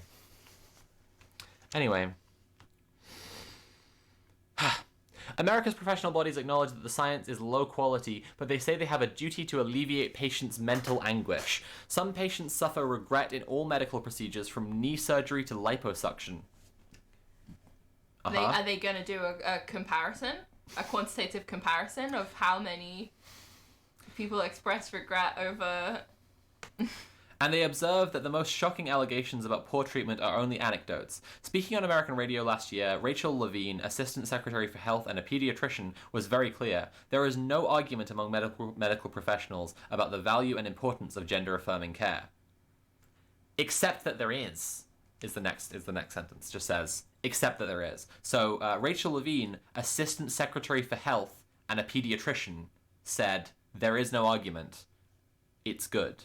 The Economist, and we'll never know who it is who wrote it, says, except there is. Fuck yourself. And when medical staff raise concerns that teenage girls may be caught up, again, fuck you, that teenage girls may be caught up in a social contagion, say, or that some parents see transition as a way to have a straight daughter rather than a gay son. No single person has ever felt that way, and they know they're lying when they say it. It's the most bizarre, ridiculous thing. You're so right to say that. You're so fucking right to say that. That's a place where you can point at the fucking writer and say, you know you're scum. You know you're lying when you say that. You know no one is like, oh no, my kid's gay. I wish they were trans instead. Fuck off. Fuck the entire way off. Fuck the whole long way off a short pier wearing concrete shoes, you scumlord. Fuck yourself. Jesus Christ. Jesus fucking Christ. Jesus fucking Christ. But you know I'm not, by the way, well, for the sake of Twitch terms of service, British I'm not making, for the sake of Twitch terms of service, I'm not making any threats against a particular person, because we can't possibly know who that person is. It's just The Economist. I'm making violent threats against a magazine. you know you're lying when you say that someone thinks it's like, oh, I'll just transgender my kid and then they won't be gay anymore and that'll be better. But that lie specifically comes out of the British gender critical space, which pretends to be left. It has cover in the left, has cover and legitimacy from Labour and The Guardian. Exactly. Which is why people should make Keir Starmer feel uncomfortable going out in public. Hyro001 says, oh my god, stop fucking lying. Pretends to be left as well. If there are people who have been watching since the start of the stream, I will tie one thing back here, which is to say, the quibble I had about Henry talking about liberal beliefs, and he's not making, like, he's actually grouping in everything left of center. Yeah. It might seem really innocuous, but this is exactly the kind of place where it's not innocuous, it's deeply fucking insidious, because left of center when it comes to trans issues is fascist as hell. Like, deeply fascist and genocidal. So, anyway. Where Big Joel? I'm sorry, Epic Bugs Lover, you've missed the Big Joel part of the stream. You'll have to watch the VOD. A straight daughter rather than a gay son. They have been vilified as transphobic and, in some cases, suffered personal and professional opprobrium. Also, a straight daughter rather than a gay son. I know several dolls who were gay, who were gay boys, little gay boys, who are now lesbians. Pretty standard. Even if there were this wacky, absurd, ridiculous homophobe who's like, I'd rather have a transgender kid than a homosexual. Yeah. Can't be having a little gay boy around. I need a straight daughter. The vast majority of trans people are still queer in some dimension. Yeah, like, in some other dimension. They'd probably fail at that. It would probably go badly for them. Yeah, most trans people are, the biggest proportion of trans people are bisexual, right? Yeah. So to just read around the dashes in that sentence, because it's a massively long sentence, but there are dashes in the middle where they start saying a bunch of nonsense. Just around that, and when medical staff raise concerns, they have been vilified as transphobic and in some cases suffered personal and professional opprobrium. Yeah, because they're working closely with organizations who say trans women rape women's bodies by existing. They're vilified as transphobic because they're violently transphobic. Medical science is not supposed to work this way. Treatments are supposed to be backed by a growing body of well-researched evidence that weighs the risks and benefits of intervention. Well, they just poo-pooed a medical body saying that there's no disagreement, like that there is medical consensus among people with any qualifications about this. And also all the qualifications that they have come from the knowledge given to them by trans people about their own lives, and they are behind that, It's the very definition of shifting goalposts to not include anything about how trans people feel about their own actual lives here, and then to say, my side is right, but we should just have a debate, but you're saying that we shouldn't have a debate, but we should just have a debate because my side is right. And it's like, no, your side is factually wrong. And if you listen to trans people, it would be transparently fucking obvious that your side is wrong. But you're saying we have to have a debate in order to say my side is right because you know it's wrong, because you know you're lying. We're nearly done with this, and I want to be done with this. The responsibility is all the heavier when treatments are irreversible and the decisions about whether to go ahead are being taken by vulnerable adolescents and their anxious parents. What to do? To some, the uncertainties that surround medical interventions are grounds for an outright ban.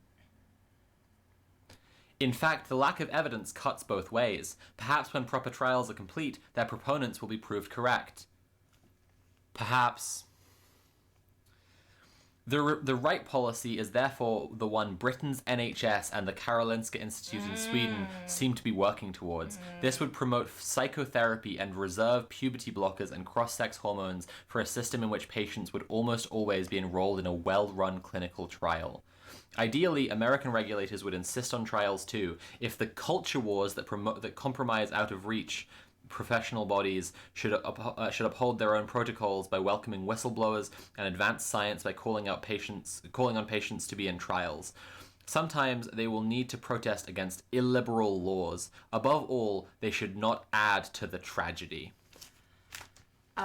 Insisting that every trans person enter a medical trial in order to access treatment is removing their treatment. It is illegal. It's actually illegal. And fundamentally attacking their human rights. Rage Pyro said in all caps, I would love actual studies into trans care. When can we get some, fucker? Yeah, absolutely. It's so infuriating that it's really hard to stick to the purpose of the liberal slop stream when we're reading trans articles, because they just lie so much. You know, it's like when they're gently, ever so gently stroking the ego of Joe Biden in some American imperialist piece, you know, so that he can all over the entire world, right? You're just like, okay, well, you just love America, and it doesn't promote the need to, like, kill the writer of the article, right? But when they're just lying about vulnerable children to try and take away their medical care, you know, it's just really hard to stick to the, like, we're looking at the ideology of liberals here. But for the record, yeah, we are looking at the ideology of liberals, and it should be used as a wedge issue to get people out of liberalism. This is a crucial thing. It's trying to be used as a wedge issue to, like, capture liberals and to push the mainstream away from supporting trans people. We should point to the fact that liberals, the liberal mainstream is so captured by bigotry that it's outright fascist and genocidal, to get people out of the liberal mainstream and into socialist politics. Yeah, because the fact is that most people, regular people, generally, whatever they think that means, support trans people. And it's the liberal establishment, it's the power holders, it's the ideology that fucking despises trans people. Yeah. Because this is another crucial lie, is that liberals are constantly fed the idea and prefer to believe that bigotry comes from the most dispossessed of the working class. The least educated are the most bigoted and the most hateful and the most likely to shave their hair and wear workman's boots and red laces and go kick someone's head in, right? And that it's the educated who are free of bigotry, right? And that's again, it's very much like the poor people and rich people is educated and not educated, and then you can recognize that rich people tend to be educated more, right? But they obviously have the liberal virtuous belief that public education should be as good as possible, and by believing that it should be as good as possible, they believe it is as good as possible, even while acknowledging with cognitive dissonance the flaws in public education. So then they're recognizing that education should be available to everyone, right? And so they're thinking that there isn't as strong a correlation as there is between lower educational quality and being poor, right? And if you were doing that, you would be recognizing a class, a subjugated class of people. But instead, you know, you're having that education, going to Oxbridge, should be a requirement for having power in society. Exactly. Having agency over your own life, even. Gion J999 says, "You're LGBT," and then says, "LGBT shit. Your mom is fucking gay? Your mom shit." Has to be 12. Gion, how old are you? This is weak patter, man. LGBT shit again. You got any new ones? This is like, these are not even, it's not like even really a cohesive thing words. You're saying, you know? Like, I am LGBT, and this is some LGBT shit. My mom isn't, well, she might be, I don't know. I've been wondering. Your feministic kid. You've misspelled feminist and you've made up a word, feministic. Gion, I'm gonna need you to do a bit better than this. I just don't know, like... Can you... Gion, tell me how old you are, come on. Like, how old are you, buddy? This is deeply weak patter. We're gonna read How to Fix the IMF next, then we're gonna wrap up the stream. Oh, good word. Okay. Yeah. You're stupid fucking LGBT man. How old are you, though? But how old are you? I asked how old you are, and you haven't answered me. You clearly want our attention. Are you stupid? We're giving it to you. Do you understand the question I'm asking you? I asked how old you are, man. Nothing. We could start the article? Let's go. Because this guy here is not interested in an intellectual conversation. How to fix the IMF? I can answer it straight away. Destroy it. Joe Biden's stupid, man, like you. I mean, I do think Joe Biden is stupid. So, good one. We're agreeing on something. Say suka bliat. I said it. Are you happy? Did that help? The image that they've got in this article for How to Fix the IMF is a two-headed dude, but both of the heads are globes. Oh, God. Who is holding up the corners while also standing on a big money bill.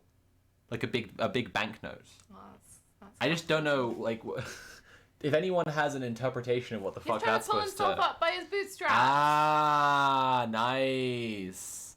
Nice. Oh, Gion, I just remembered. Let me just scroll up, because I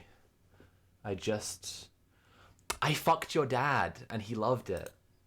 All right, let's read this. How to Fix the IMF. The fund must get tough on obstructive creditors like China. Oh, actually, I have a great story. Yesterday, so we were going to this live music event. Yeah, Nat knows the one. She wasn't there for this. She's kind of bummed that she missed about it. It's a good story. Gion left one more message before I banned them. I want to help you, but you very stupid. Okay. Clearly, you need Gion's help. I need his help. Damn, why did I ban him? Shit. Oh Come no. back. Oh no. He just wanted to help me, but I was too very stupid. So we were on the way to this live music thing, and I was walking with another doll who I'd bumped into at the tube station. Nat was at home having an ADHD queen moment. And yeah, we were walking down the street and just chatting about stuff. And then this guy who was in like a t-shirt with his big paunch showing through the t-shirt, right? And tracksuit bottoms and flip-flops with socks. So like a stylish guy. He also, I didn't tell you about this before, but he had a mustache with waxed tips. Oh no! Yeah, so like no effort into the fit. Those things don't go right? together. Like the drip is severely lacking, but then he's tried to have like a little fancy guy mustache. I feel bad for him. Like it screams fascist, you know? Yeah. You know? Yeah. In the same way you see dudes now who are like, you know, crypto stock trader, and they have like the Prussian military general mutton chops, Yeah. and you're like, oh, you're a Nazi. Yeah. So there's this guy, right, and he was in like a t-shirt. He was like maybe like 5'8" or whatever.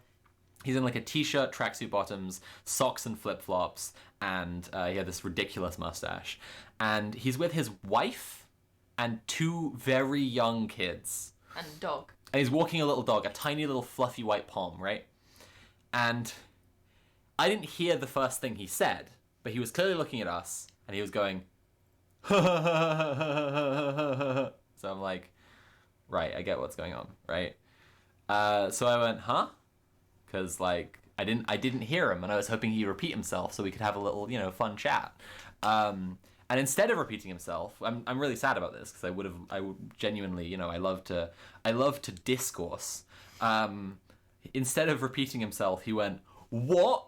Oh, sorry, mate. Oh, sorry, mate. Oh, sorry, bruv. Oh, sorry, mate. And which was just like I wanted to hear what he had to say, you know. Like I was trying to get him to repeat himself, but he wouldn't.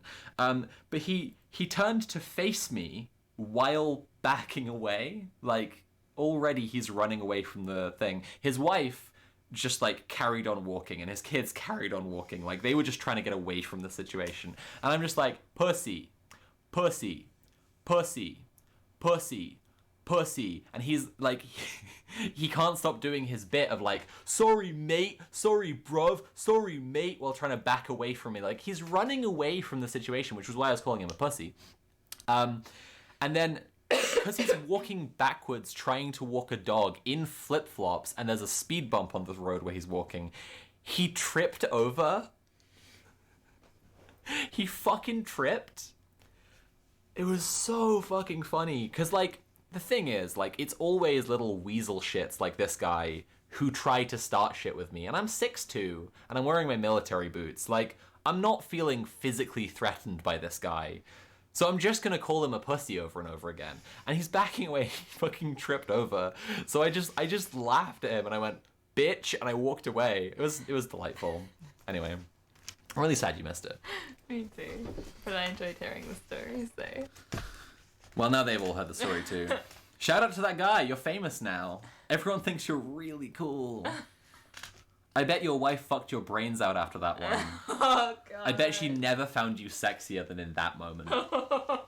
You know what I bet it was? She was rushing home to get the dinner on. Yeah. To feed him, to reward him for his heroic feats. Right. He just made himself look like a little bitch in front of his kids and his wife and his dog. He made himself look like a pussy in front of his whole family. She had to rush home to call her friends to tell them how cool he is. You know my husband? Yeah, with the wax tips. Yeah. You won't believe what he just did. He owned this transgender.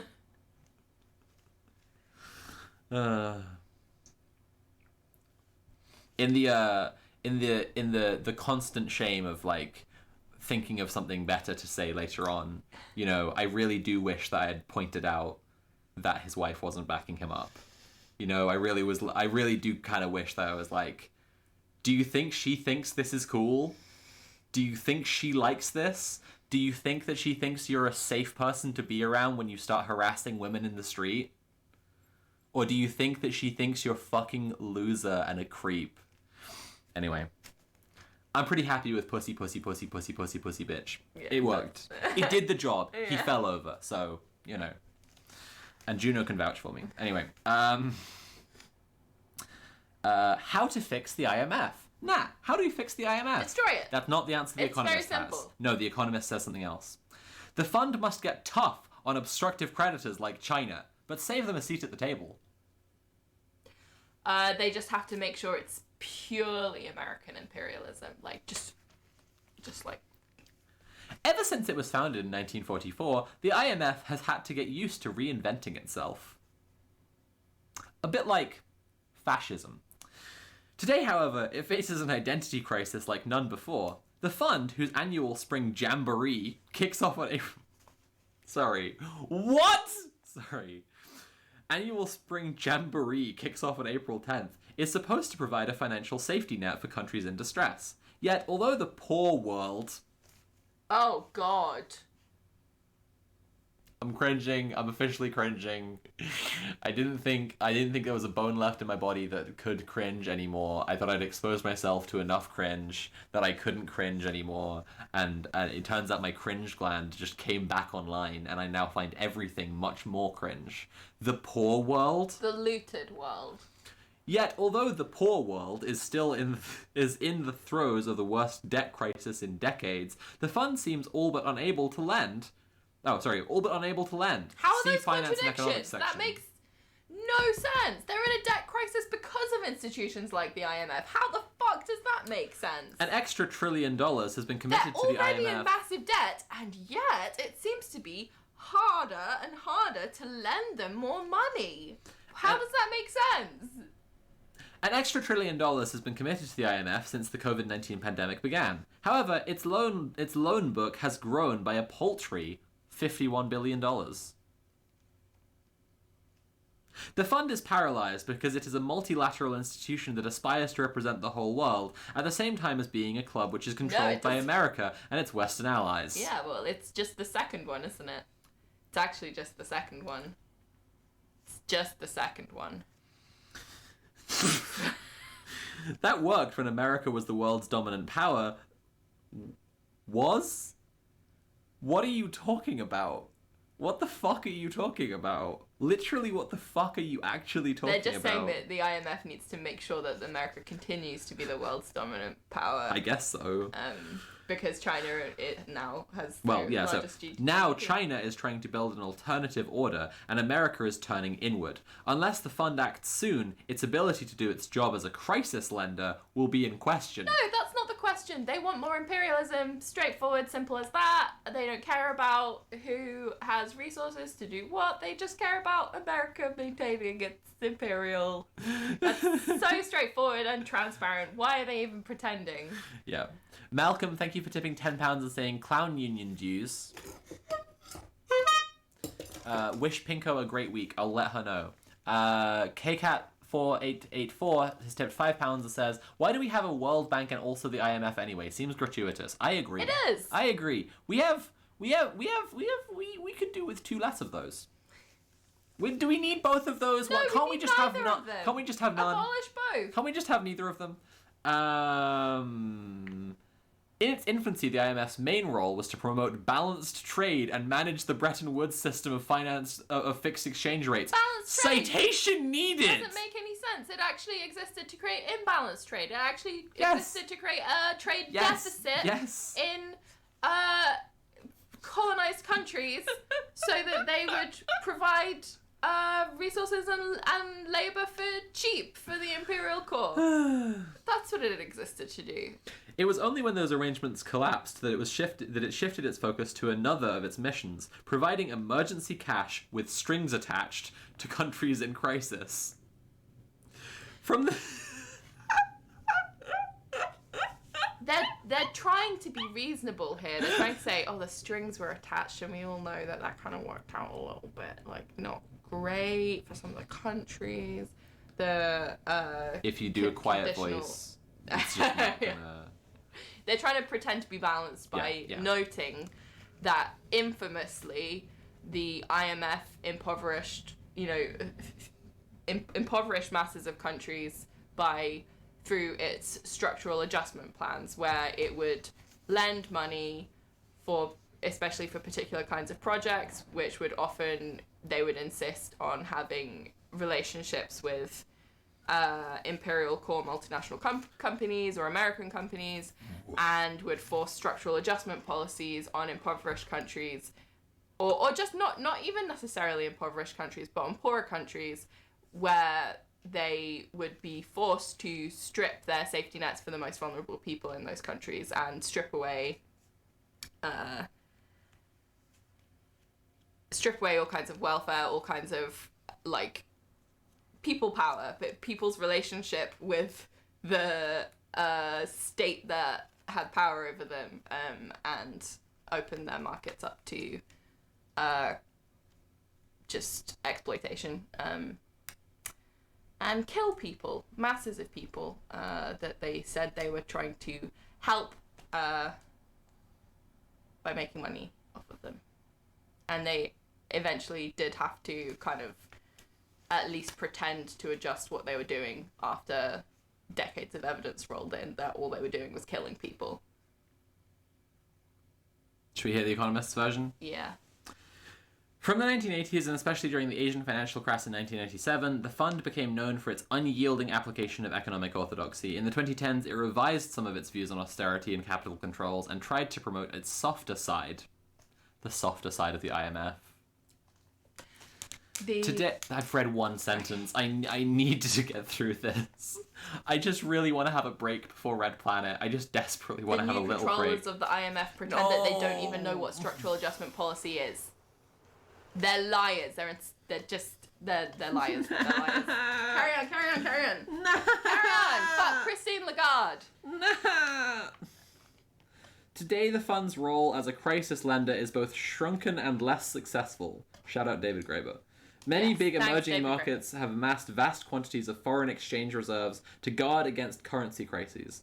Some 30% of the fund's outstanding lendings has gone to just one borrower, Argentina. The IMF lends to countries like Egypt and Pakistan, which are strategically important to America, but these have gained license to put off reform indefinitely. The fund has been urging Pakistan to mend its sales tax since at least 1997. And the IMF is no longer the only crisis lender in town. Gulf countries, including Saudi Arabia, now offer emergency cash, often using obscure methods, say by depositing money at the borrower's central bank. Why is that obscure? How is sending money to the bank an obscure method to send people money? That's the main way you send people money. You're gonna need to explain what the normal way is if you're gonna say something like that. But their complaints they're listing are literally just, well, we're trying to give them the money so that we can control their economy, but they're not always doing what we say. This is all the article's foreplay anyway. They want to talk about China. The main problem is that China has become a big creditor to the poorest countries. Is that a problem? So they don't have to abide by American desires for influence over. Literally. Yeah. Whose needs are small but urgent. Rising interest rates and the pandemic have left at least 21 in default or seeking debt restructuring, and many more look fragile. Yet China is reluctant to participate in debt write-downs, in part because it objects to the IMF not bearing its share of losses, a vital safeguard for a lender of last resort. The fund has not overseen a single write-down involving China since the crisis started. Do you know what a write-down is? No. I don't know what one is either. Debt write-downs. I got nothing. Without them, countries' finances may not be sustainable even as creditors are bailed out. America worries about IMF funds flowing into China's pockets. No. How? By buying... How? By using them? What the fuck are you talking about? They literally mean by spending them on Chinese products. Clearly, Jesus right? Christ. Yeah, Surely? yeah. Without them, into China's pockets. Although many loans have been approved, most are supposed to be conditional on restructuring that has not been agreed on. Much of the cash intended for Suriname, for example, has been in limbo for more than a year. Fuck you. As the fund has floundered, China has boosted its own emergency lending. Together, these trends risk making the IMF irrelevant, just like another global institution, the World Trade Organization, which has also been sabotaged, this time by America. With debt talks frozen, the fund is conjuring up new goals such as lending to help with climate change. Lending to help with climate change. That has caused, which is completely in line with the shit we read before. Yeah, so we can see perfectly how the Economist constructs like a thing that like will make you feel really smart for matching up these two articles. Yeah, you know, they're meant to you be read the cover article and then you're like reading this article and you're like, oh right, because we'll build more stuff to solve climate change. The IMF should be making big loans according to American interests. Specifically, it clearly expresses a desire for American interests to be first and foremost. Why do they hate competition, I wonder? Just competition in the markets, isn't that supposed to make things better? So people can get loans with better conditions is, clearly what the Economist hates here. They want people to be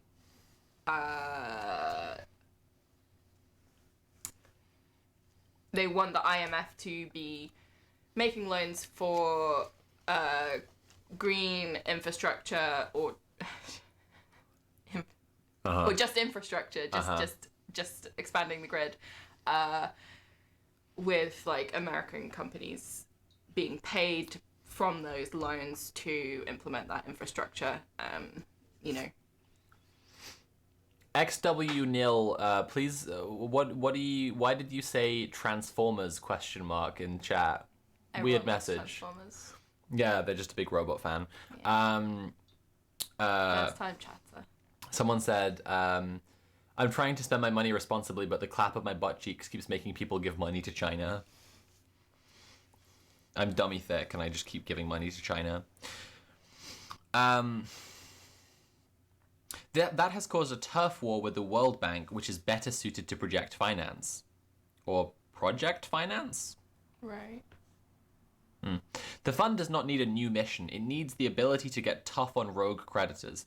For some, the solution is for it to align itself explicitly with the West, perhaps by implementing restructurings that ban countries from ever again borrowing from uncooperative official creditors. Why do they hate competition, I say again? And how would you enforce that? Like, how would if you Yeah. if you give them the loan and you're like, but don't borrow from China after this, how would you stop them from borrowing from China after that? Imperialism is it's just so sick and entitled, but of course it is. Like, no, but just like, maybe actually every country in the imperial periphery should just take as much money from the IMF as possible, promising to do the structural adjustments, and then completely bankrupt the IMF by never paying them back simultaneously, right? Just like a debtor's strike. They've taken all the money and no one's paying them back, and they're all just like, Anyway, banned from ever again borrowing from uncooperative official creditors. I just don't get how that would ever be enforceable as a policy. But even if such a policy were credible, like, okay, that's the next sentence, so that's at least they know it's ridiculous. It would be a mistake to freeze out China entirely. Not only would it be against the spirit of the fund's mission. They recognize your thing as well, that it's not free market enough. But if countries are forced to make like internal contradictions here, like they're saying that they want a project of free market sort of competition, but also it's a problem when there's competition. Almost just like it's all just a tool of imperialist control. It's almost like that. Weird. So strange. Also, just like, while calling it a policy that's not credible and couldn't work, they're still saying it, right? Yeah. But the Economist is still saying it, which, to return to the purpose of the liberal slop stream, like, that's the purpose of the Economist. That's what it exists for. Is to be like, if we were doing smart imperialism that's going to work, we should do this thing next. And it's like, stop telling them how to like destroy the world, please. Please stop. Anyway, we're nearly done. Not only would it be against the spirit of the fund's mission, but if countries are forced to make a once and for all choice between financial spheres, some may well choose China's. Or all of them. Instead, the IMF should make borrowers suspend payments on their debts to obstructive official creditors for as long as a fund program is active. That's still making them choose between spheres of influence. That's still making them... that if you're saying you'll have to suspend payments to the other creditor, that creditor isn't going to be happy. So you're saying you have to either be in a loan program with us or with them. Yeah.